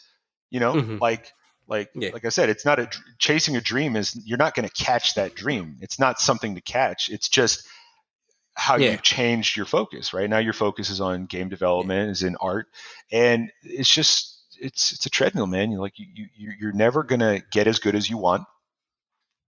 And you're probably always going to find flaws in your work. And that's true of every artist. You know what I mean? Like, I don't believe an artist that looks at their work and say, yeah, that's the best I'll ever do. Like, it's never, there's always going to be something that you knew that you had to make a compromise on. And it becomes a starting point of your next piece, right? Like, okay, this is the thing that I failed on, through my own personal, criteria. And so now this becomes the next thing that I work on. And really, it's the work that you have to love. Like, if you love the work, then really, like, it means that you'll have longevity, and then the success will come. Let's go back to the casino days. Here's another thing I learned about through working at a casino game company, right? All right, so the way that a lot of these slot machines work is, let's say in the math design of a slot machine, you have a set amount of money that the game is allowed mathematically, balanced to give the player. But so some players walk away from the machine rich. Other players walk away and they've sunk hundreds of dollars in, right? But it's all fair math. It's all fair odds and stuff. And so it's really, you're just playing the numbers, right? And like anyone who plays the numbers, you can't predict what the numbers are going to do with any accuracy. You could just try to, be in the right place at the right time. But really, how do people with money make money? They just have money, and then they make their bets and they let it sit, and they accumulate. Sorry. So going back, the way that money was distributed in the game, very, very little of the money actually happens on the reels, right? 3 kings, you get like, $1.50, right? Where the real money gets distributed is in the bonus games, right? So land, bonus symbol, bonus symbol, bonus symbol, boom, bonus game, right? You got free spins, or you got like a pick 5 of 8 boxes, and there's all different types of bonus games. But the bonus games are where the most money is given. And sorry, I promise you there's a point to this. No. How do you get to a bonus game, right? So this is where the math really kicks in. Okay, well, like roughly, 2 2 to 3 times per $100 you put in the machine, you are pretty much guaranteed. It could actually happen a lot more than that. I've seen people put $20 into a machine and they hit like 5 bonuses, right? So it's just how the numbers play out. What I'm getting at is if you have enough money to put in the machine, you're going to hit a bonus game, right? It's just how the numbers work. And so when it comes to like your career and how you work, if you like working, you'll be able to sustain yourself long enough to actually be in the right place at the right time to hit the bonus game equivalent of your career, that next job opportunity, that next thing, right?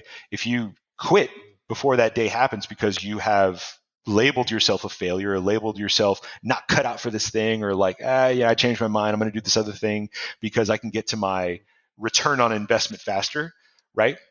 Well, then obviously you're never going to hit the bonus game, right? Because you've basically taken your money out of the machine. So, the art of actually being a profitable gambler, especially if you're doing slots, is you pick your machine and you stick to your machine.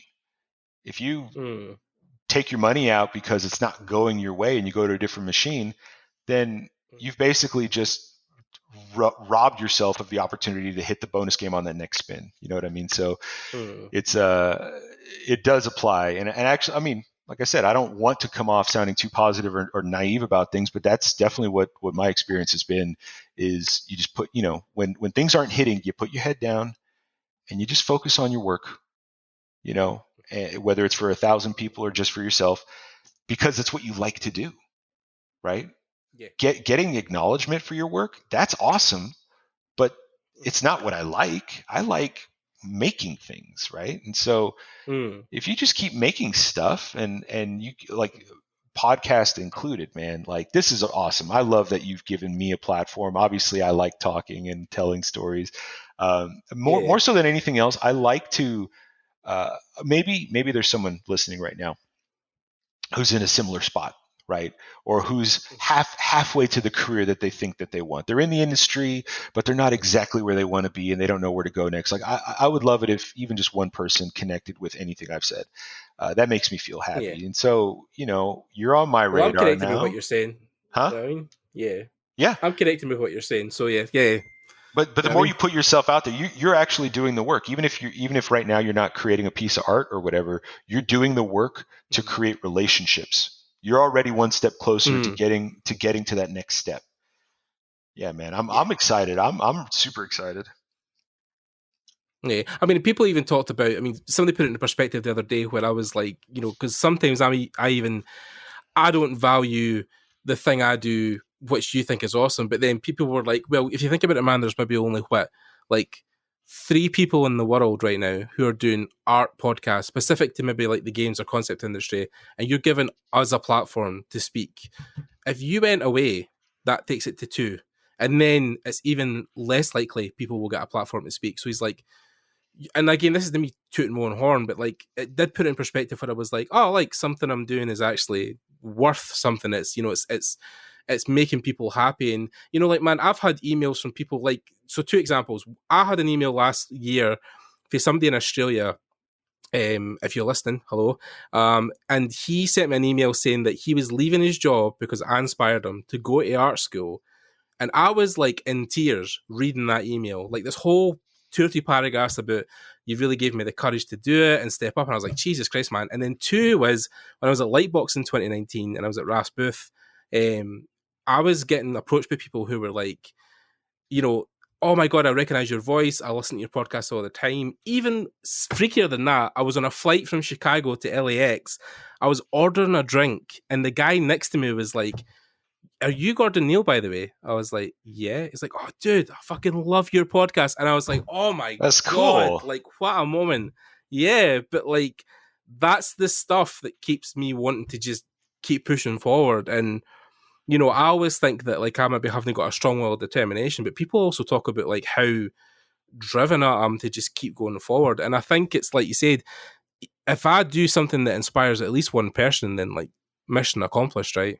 That's and also here's something that I don't know you think of or may or may not blow your mind, but like almost like how I set out to do one thing, but then UX became my calling. Like Mm-hmm. You switch careers to games, and it's entirely possible that you switch careers again to something else. That this podcast and this effort is growing towards something even more aligned to who you are than even your own goals in the video games industry. So I think really the key takeaway here is to just be open, man. Just to be open and let cool things happen to you. And the best way to do that is to, not to put so much pressure on yourself for a specific outcome, for a specific goal. Like, sure, pressure yourself to have good habits, sleep, get good sleep, train, stick to your, commitments and stuff like that. Those are all good habits to have. Spend time with people that encourage you. All that stuff's really good. But those specific like creative goals that almost feel like an ultimatum. If this doesn't happen, then I can't move forward in my career. Like, that stuff's a trap. You can't really think like that. But yeah, so it's just really like, be open to allowing cool things to happen, and the coolest things that happen are the ones that you don't expect or don't control. It's just like, oh crap, how did this just fall in my lap? Yeah, I'll do this, little project, or here's an opportunity for me to learn something that I can definitely reapply or reinvest into my overall goal. That's a cool diversion as well, and that may not have happened had you been, I guess, too restrictive on yourself.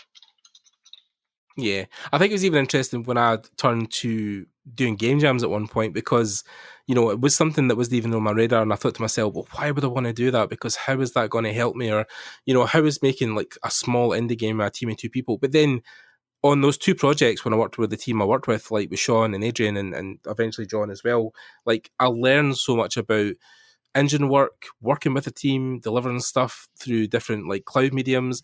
And then, of course, how to ship a final product, how to do key art so that we had logos and stuff. And I had to do a bit of logos myself on Tomatomare and some UI even at that point. The UI wasn't fabulous, but like it was still there. And that was a learning experience I never thought I would have, but I did. So I think, like you said, being open is the key thing, because you think to yourself like, oh, well, this isn't doing Hearthstone cards for Blizzard. Well, do you get to be creative and you're getting paid for it? Yeah, well, then take it as a positive thing. You know what I mean? Absolutely. Yeah. So I think what we'll do as well now, Billy, is maybe shift into your day-to-day or things that would be more specific to UI, UX. So yeah, Billy, so you're getting back to the more technical aspect of what you do for a day job, and leaving the kind of motivational stuff behind. UI, UX, I think to people, because it's such a niche in the industry, is maybe lost on like where you take that artistically. So what is your app suite like? Are you in Adobe most days? Do you work with 3D programs? How do you animate or build your flowcharts? Kind of take us through your typical thing, your workflow. I'd say it does run the gamut, and it kind of depends on what type of visualization you need to do. It does go everything from like vector art in Adobe Illustrator to just quick and dirty pencil sketches in Photoshop to interactive mockups with Adobe XD. Sometimes all the way, especially if it's like a dimensional UI, something that is going to be projected in a 3D space. There is an opportunity sometimes to do full on 3D rendering and 3D pre-visualization. I can go into each one of those. From a day-to-day breakdown, I'd say that my primary tool is Adobe Illustrator, and it has been since the casino game days, because at that time a lot of our art had to be both purposed for digital display, but also for physical printing, right? Printed reel tapes, printed signage and stuff like that. So from a production standpoint, it made sense for things to be resolution independent and print ready. And vector is that, there's no pixel scale to a vector image. And so just out of necessity, I had to learn Illustrator. But at this point, Illustrator is the tool that I'm just the fastest in. Even coloring comics, like I'll actually take the line art into Illustrator. I don't vectorize the line art, but what I do is I create all my flats, all my basic shading and everything like that as vectors, so that I can export them back out at a huge resolution for the final brushwork and stuff that I do in Photoshop, right? So Adobe Illustrator is my main tool, and I love to use it. I can just get to the end and I can move things around so quickly, right? So what I have to do almost every day is like my primary product that I make is pre-visualization. Right, we have enough people on the team now where we actually have other folks that build stuff out in Unreal or actually develop out all the graphic, all the final graphic designs and stuff.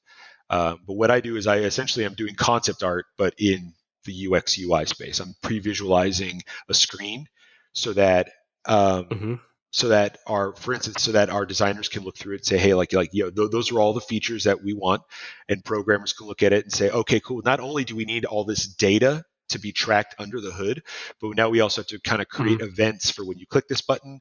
This event has to happen in order to tell this part of the game, hey, the players made this choice, and save this data or push it up to, other systems in the game. So what I do is a lot of times what I do is it's almost like a blueprint, right? I'm building the blueprint that everyone can look at, all the different, disciplines and all the different contractors can look at and say, okay, cool. Now we know what the building is that we're building, right?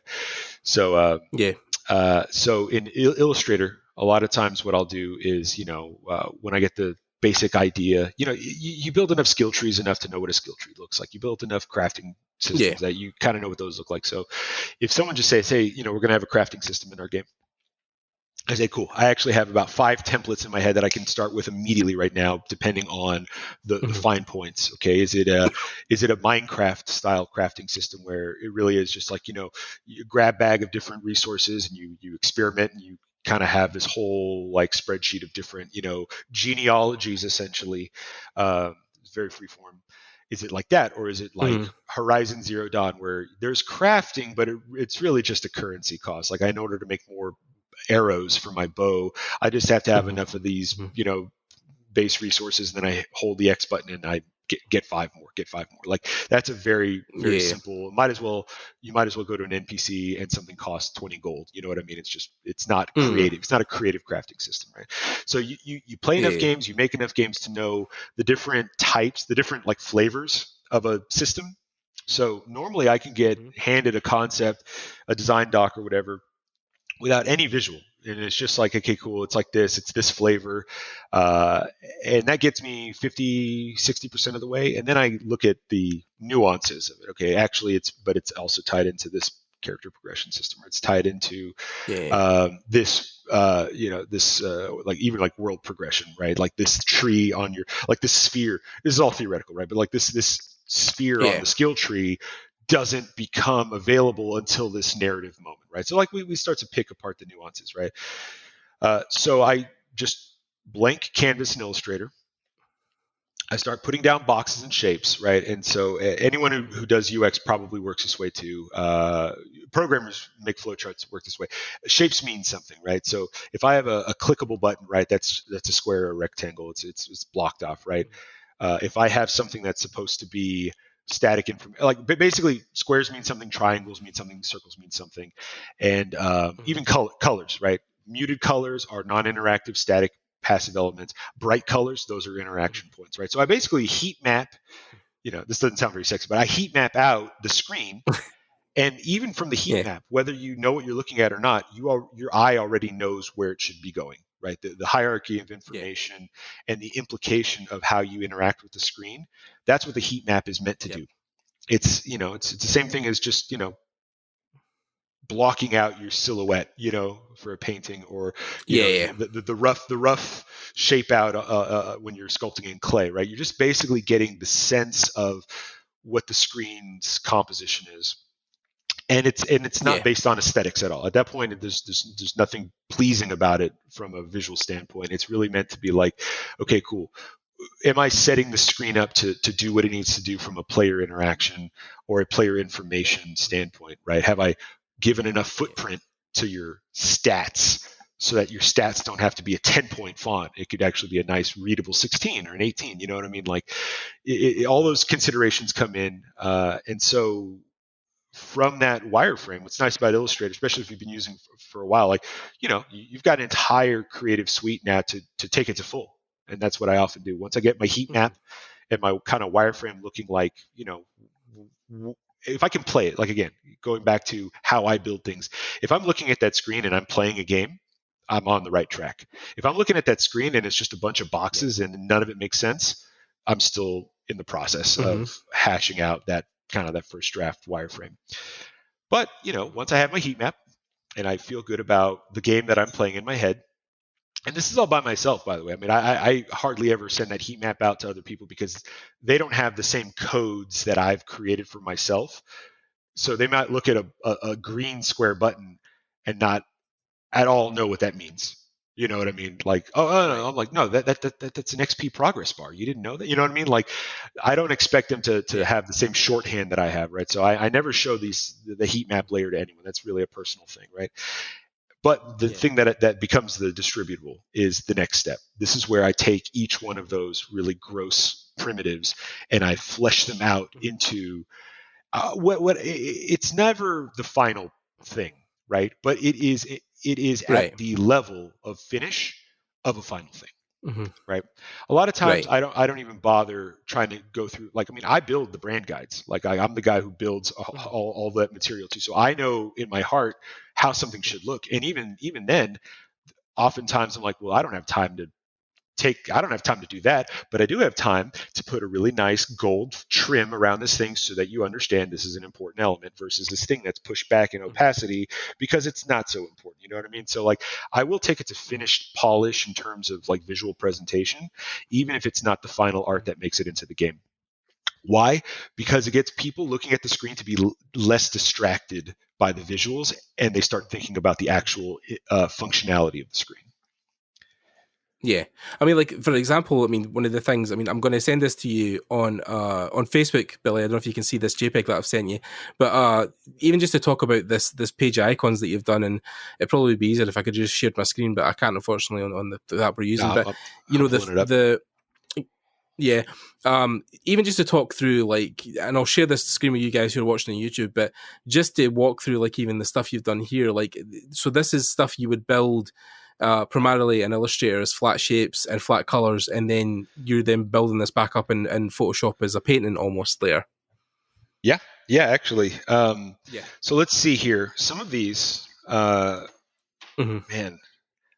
I love those icons. Going back now. Let's go from the bottom up, right? So we're looking at the Darksiders Genesis, right? Weapons, weapon abilities, and ammo type icons, as well as other character abilities, horse icons.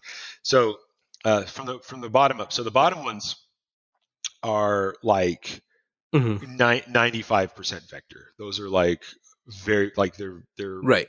Primarily vector, and then I take them into Photoshop and I do some brush work. And then from the top going up, like that is a mix and match. Like, for instance, the chaos form icons, like those started life as vector icons, and then I did some brush work. But things like, for instance, let's see here, like the Void Bomb and the Aether Spark, the two Strife equipment items in the middle there towards the right. Those are actually, I just extracted, like, I mean, sometimes you have to save time. You don't have all the time in the world. So like in that case, I was like, well, listen, if most of these things end up looking painterly at the end of the day or like illustrated at the end of the day, no one's going to care if it was, if it started life as a vector illustration. That's just my own point of pride. No, but like I took some of Baldy's concepts for those things, and I just used the concept art, and then I painted on top of it to give it just a little layer of polish. But yeah, like some of these things started life as a 3D render, and you'd be surprised how much had to get repainted. But like, I mean, like if I have a 3D model of the crossblade, there's no need for me to like hand draw that thing from scratch. I'll bring it into Photoshop, right? And then I'll like knock it down. I'll try to knock it down, because a lot of times the 3D renders, right, the textures get a little grungy, especially at a high resolution. Right. So most times I have to like either use a median or like a surface blur or something just to kind of knock it back. But most times I just take it as a silhouette and I almost repaint it on top. But that's just a time-saving measure. You know what I mean? Battle Chasers. Of course. Battle Chasers was one of those games where like I don't even remember how it was even possible, but like all the weapon icons, all the gear icons, everything, those were completely done in vector. But yeah, it's the process. I mean, so that's a different process from like the UX of a screen. When we get to like icons, at that point, it's just eye candy. You know what I mean? Like you're just creating content to put into the vehicle. UX is like designing the vehicle, and like UI is like, I want to actually that's not a good. UI is like what the vehicle is carrying, right? What the vehicle is or the color of the vehicle, or like the decorations. I was going to say the driver, but no, the player is the driver. Yeah. But as far as the versatility of the tool, like, yeah, I mean, Illustrator is, like I said, the center point of almost everything I do, just because of, again, that versatility. But yeah, sometimes if it's necessary, I'll, in that previs phase of UX, designing a screen, I'll do some full on like icon illustrations and stuff. And in fact, a lot of times, so I don't know, man, it's part of the process, or part of why I think I have to do that, because again, like a lot of times, UX designers don't take anything to full. They put together a flow or a wireframe, something clickable in various programs, or you can make like interactive mockups, and then it gets handed over to someone else. I just feel like, if I can take it to full and have some examples, some key examples of icons or whatever, what's nice about that is that becomes the shortcut to getting to a style guide, like for icons, for instance. Right. If I can pump out 2 or 3 key icons for look and feel, that can get handed off to any artist to work on at any time to flesh them out into the full icon set, right? So there's some benefit to, having some of that upfront development. That way it's not like, okay, cool, we know what the screen does, and now we're going to spend the next month trying to figure out what the visual style is going to be, right? So right. I just find that in a small team, sometimes you have to find as many cost-saving shortcuts as you can. Yeah, of course. Well, which I think a lot of people get lost in as well, is that you're in a production environment. It was the same with concept art for years. People started using 3D, started using photo bashing, and then it was, it's cheating, it's no the proper thing. Staying, true to the art form. But when you're in those production scenarios, especially in studios, time is definitely money. So anything that can get the job done quicker and convey the idea, and especially concept art initially was always a thing where people were like, the stuff in the art books is the production art, right? That's the promotional stuff. The down and dirty concept stuff is things that, you're never really going to see and nobody ever sees. So it's like, sometimes it's like a half finished drawing, but you're just trying to convey an idea. And it must be the same with icons, right? You don't always have to deliver the super polished stuff that arrives in the book. Sometimes you just have to draw stuff on a napkin or a quick sketch and be like, here, this is an idea. Oh yeah. And that, I mean, I'm not a very tight sketcher. Like a lot of my, it's why a lot of my concepts are not included in the book. They're not very pretty to look at, but I'll pull out a sketchbook and I'll just do silhouettes. Even if something's going to be fully rendered, a lot of times all I need to care about, especially in the initial design phase, is to make sure that it's readable. Yeah. And it's understandable from a graphic design standpoint, because a lot of times our illustrated icons get converted, because once you scale an icon down really, really small, a lot of times it loses its readability because the details aren't intact. And so you have to make like a secondary, like a simple version of the icon so that it can be a little bit more stylized and a little bit more bulky so that it can be read at a small scale. So that's where I start with all my icon design, even ability icons. I will go. You could probably see on one of my ArtStation posts, I have like the rough sketches of what another artist, Isabel Grace, did. These fantastic ability icons for War and Strife, and like their different rampage and their different chaos modes. And if you look at the sketches I did there, they're grayscale and they focus 100% on silhouette. And they use, contrast in the grayscale to imply, okay, cool, here's where we need some effects. Here's the main focus. The black is the main focus. The white is the effects layer that's going to imply the action, or basically the motion line, so that the player understands, is this a defensive or is this an offensive attack? We can have a whole episode on just the process of designing icons, because icons are both a pretty picture as well as conveying information. They really are the true culmination of art and UI and UX. Yeah. But I was just going to say, like, silhouette. Yeah. I mean, if it fails to read, as a silhouette, then I there are definitely things that will test this, but most times it will fail with detail. If it can't read as a silhouette, it's not going to read with detail. You're just going to just keep putting coats of paint over a bad foundation. Yeah.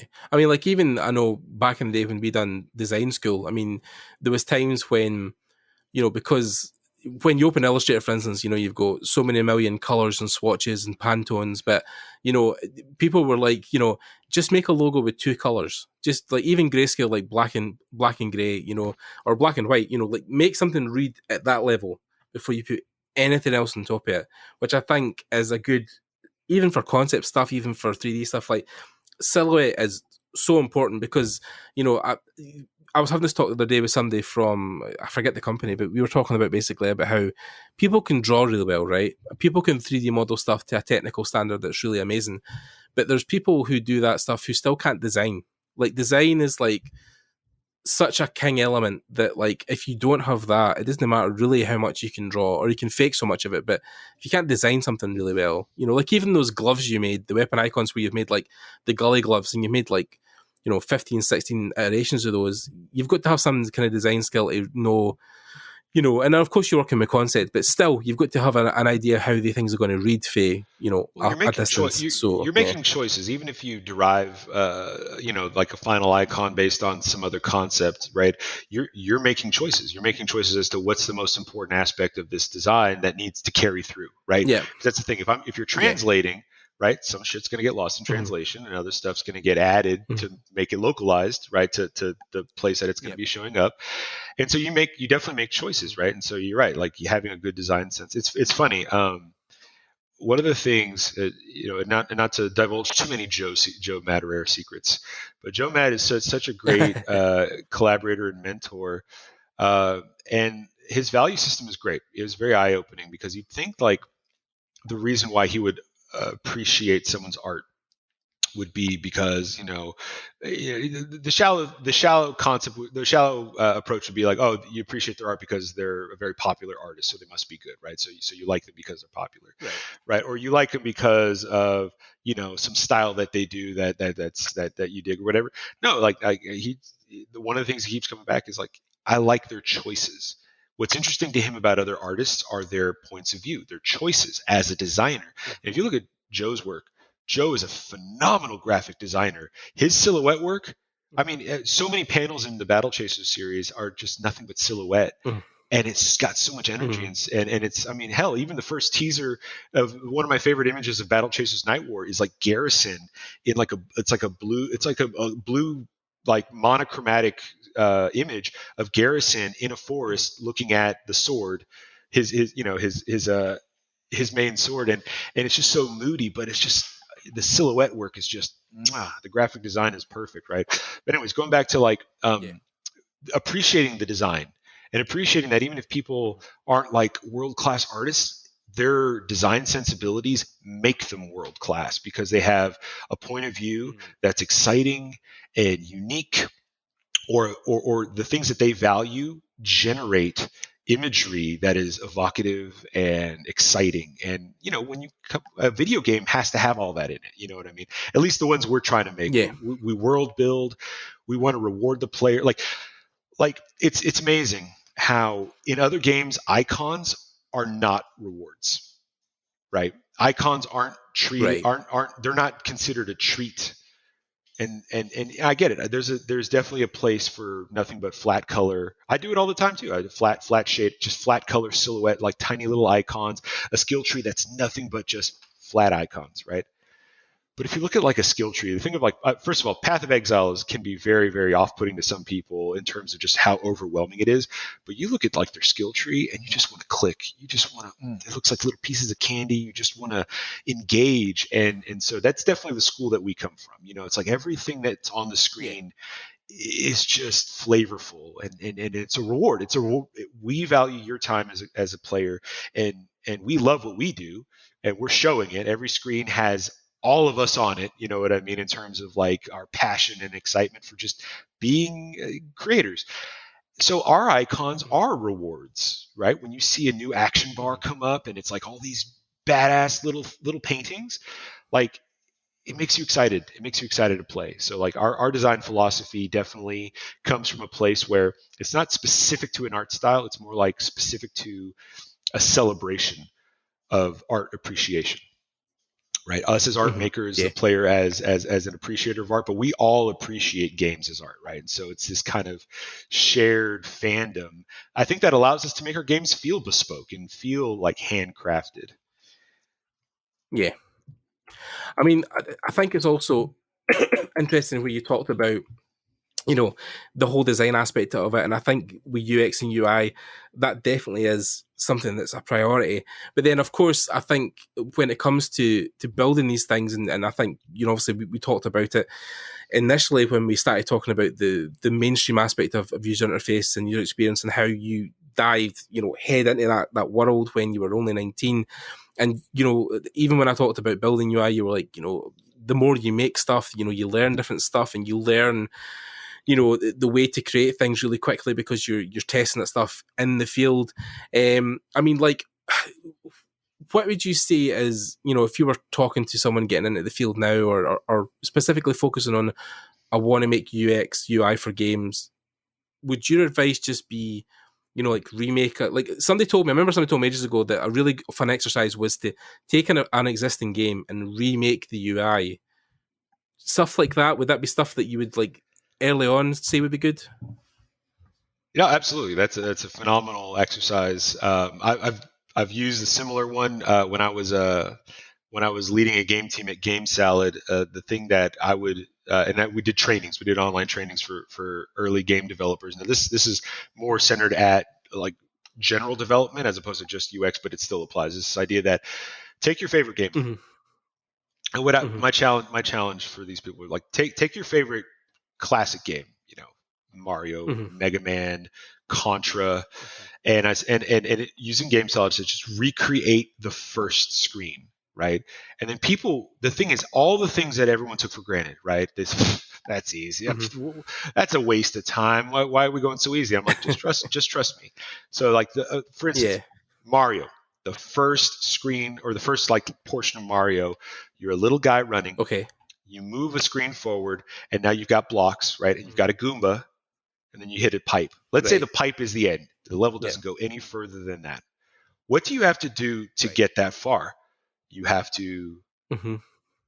build a character that runs. Oh shit, but what are they running on? Okay, I have to build a ground plane. Cool. But he's small and he's able to grow. So now I have to have stateful logic that lets me know that this little guy can have a state where he's a big guy, and if he gets hit, he can become a little guy again. But if he's a little guy and gets hit, he dies. Oh, but what can hit him? Mm-hmm. The bad guy. Oh shit. Now I have to have a bad guy with a walking path and logic collision to know that if he touches me in this particular direction, he hurts me. But if I touch him from a Yeah. different direction, I hurt him. Oh shit, I can hit a Yeah. block from the bottom. If it's a certain type of block, a coin block, it's either a coin or a mushroom's going to come out. Oh crap, that mushroom has motion to it. Oh, these other blocks, if I hit them, they can break, but only if I'm a big Mario, not a little Mario. It's just even that one little screen, right? Oh yeah, I have to have block collision from the bottom and the top. You know that behaves differently depending on where I'm hitting it from. So that one tiny portion would take people sometimes weeks to recreate. And we had pretty decent tools that could allow a developer to create that sequence using GameCell without having to code. But the exercise wasn't the coding challenge. The exercise was the design challenge. Like, how do I Right. have all these things that need to talk to one another, speak the same language, and have the intended result? And so the exercise to take something that exists and recreate it, especially for UX, is great because it means that, okay, all right, well, let's say an old game is a great example, right? Because the thing about UX is, dude, it's evolving every single day. We have new input mechanisms. We have new accessibility considerations. We've got displays that are in so many different aspect ratios. We've got multi-display. We've got so many considerations when it comes to how people play games, how they experience, how they interact with a product, the input mechanism, stuff like that. That if you look at an old game, Right. And I actually say, like, pick like an RPG, something with like a meaty screen, a screen that has a lot of information on it. I mean, hell, shit, Final even Fantasy go, 7 or something like that. Yeah. yeah, exactly. And I actually think that a lot of their Yeah. design was pretty good considering the low resolution. Like that's another thing too, is like, crap, like, they have such low resolution to work with and so much text that they used abbreviation, they truncated strings, they had a lot of subscreens and pop-ups, right? They had a lot of solutions that we can work differently today. And that's why it's a great exercise. Yeah. Take an old game. I would say, pick something in the pre-HD era, because HD has allowed Right. more pixel density, which means we can display more information on screen. And it eliminates some of the solutions that people had to do back then. So I would say go back to when they didn't have those affordances and pick a game that you're passionate about and, yeah, recreate it. Solve the problem your way. Solve it differently with today's technology and today's methodology. Also, another great exercise, take a game that you love for PC or console and redesign the mobile screen. How does this work without, physical controls, right? How can you make this screen navigate? How do you break the information apart into submenus? What happens when you tap and hold on something? Like, what does that look like? Just seeing how delicious it feels to play like Hearthstone on an iPhone. I spent most of my time playing Hearthstone has been on mobile devices, and I never would have expected that, just because it's so information dense, but they made it work. And that's just a great case study in how you can take something that is very like almost requires a mouse or some physical input to play, and see how they solve the problem. You can get a lot of learning from that. But yeah, take an old screen, recreate it, make it yours. It's a great exercise. You're going to walk away learning a lot, but really, I think the thing that's going to stick with you is the appreciation for how much work that goes into these things. The best UX is when you don't notice, right? But it does. It takes a lot of work to solve problems in a way that people didn't even realize they were there. You know what I mean? Yeah. And that's really the goal. I think with it's UX. like Yeah. I think it's even like you say, that's the behind the scenes stuff that you never think about. And I know when I got the chance to visit Blizzard in 2019 when I was in LA, Jeremy, who is the outsource manager for Hearthstone, he took me around the whole kind of Hearthstone layout and how they visualize stuff. And he was actually showing me like really early, because the Blizzard Museum at the time was hosting Hearthstone stuff because they change it every so often, and he was showing like all the concepts, and he taught me through like the thought process, and even the fact that like a simple animation, like when you beat somebody, their profile picture or their hero profile thing, like it turns into like, it has all to be light things and it explodes into chunks. That was concepted really early by somebody just drawing like a frame by frame animation of like the thing together, then the cracks appearing, then it just breaking into little bits and flying. And those were things that they had to take into consideration for like, well, how do they know they've beat somebody? Did they just die? Did they flip over? And that was stuff that they had to figure out on a user interface level, because they wanted it to be very readable. Like, oh, I've beat this guy, this thing happens. So yeah, I think that's, like you said, when you recreate stuff, you then jump into design problems a bit. Well, how does that, is it a color that flashes? Does it glow? Like, how does that work? Stuff you have to figure out every day, right? Mm-hmm. Yeah, exactly. Yeah. And again, things you never would have noticed before. Like you said, the glow, the particle effects, the animated feedback, every once in a while you might see like a little gleam out of the corner of your eye, because the game is reminding you like, hey, this is an important thing. We're not going to be too pushy about it. But every once in a while we'll remind you, and like little things like that. Those aren't happenstance. Those don't just happen as a byproduct of a different choice. Like, those have to get programmed. Those have to get constructed. Someone had to craft that feature, and a lot of times, it's forgivable. It's definitely forgivable when it's the player taking that for granted.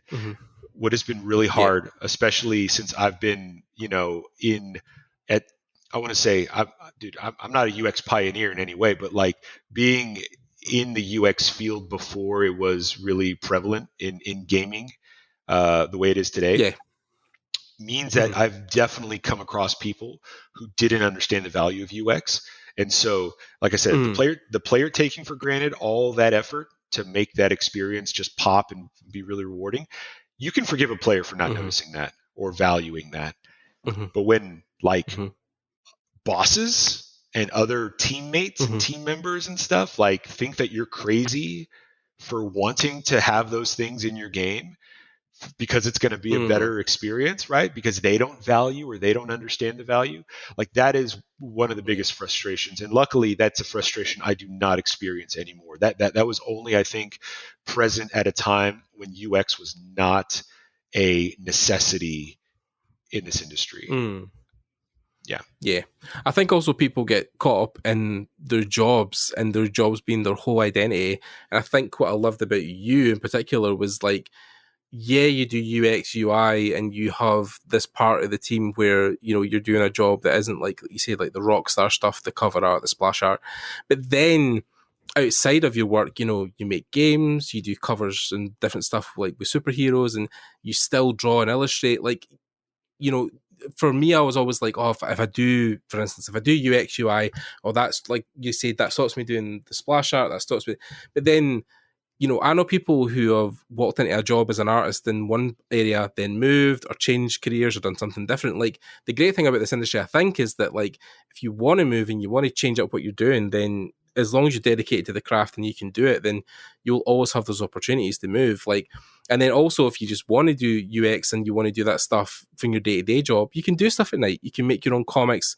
You know, like Trent, you talked about, like Trent is an amazing comic artist and somebody I really love, and he, you know, makes video games on the side and comics and doesn't get paid like the same wage he does for like working for Riot or Blizzard, but he doesn't care. Like he does it because he loves it. He does it because it gives him fulfillment outside of his work. And I think that's what I think is great about you, is that you don't let your creativity end at your job. You do things outside of that refill your bar to go back into that. Yeah, it is great too. And you know, I don't really do UI on the side. I do other things that I don't do at the day job. So it's a really complementary like schedule, right? Of kind of creativity and kind of refilling the batteries and stuff. I also wonder if you know, some folks have to get to the peak of the mountain first before they start to realize that it's become unimportant to them, because now at the top of the mountain, when you get to that Riot or the Blizzard or whatever, you're at the top of the mountain, and now you have this vantage point over everything that's going on, and you know, it doesn't feel as rewarding as what it felt like being at the top of the mountain alone versus being down in the village with the people, right? In the peasants, right? Like it's often more fun. It's often more fun to, you know, do work that pleases you versus work that again, like feeds into this identity you've created for yourself. Which, I mean, dude, I'm not. Dude, I don't have it all put together. You know what I mean? Like I struggle with stuff all the time. And I love where I'm at, and I could definitely see myself just being at Airship forever, you know? But there's still plenty of times when I'm like, is that it? Is this it? Is this all I'm going to accomplish? I'm like, no, because Airship itself is still growing. I mean, we still have there's still tons to do at Airship as a company and as an individual. But you know, Airship is a great place. They value our free time too, and they let us do our side projects and stuff. And so, you know, this is kind of a cherry situation where it's like, you know, you have something that's really nice and steady, something that's not even just steady, it's growing, you know, like, you know, we're on the upswing right now. And while also being able to have enough energy and time to explore other creative endeavors. Like, I mean, there's no better place I can imagine.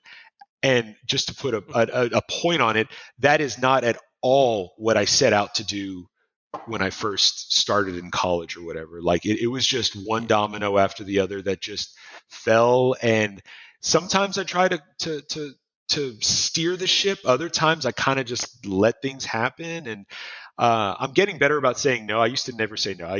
Part of why I have a big body of work is because I say yes to everything, because it definitely during that period when I wasn't doing art full time, or something artistic full time, I just had this desperation to do something creative, and so I would just say like going back to like the law firm logo, right? I haven't done a law firm logo, but I've definitely done logos for like housing developments, you know, things that are like the furthest thing from entertainment.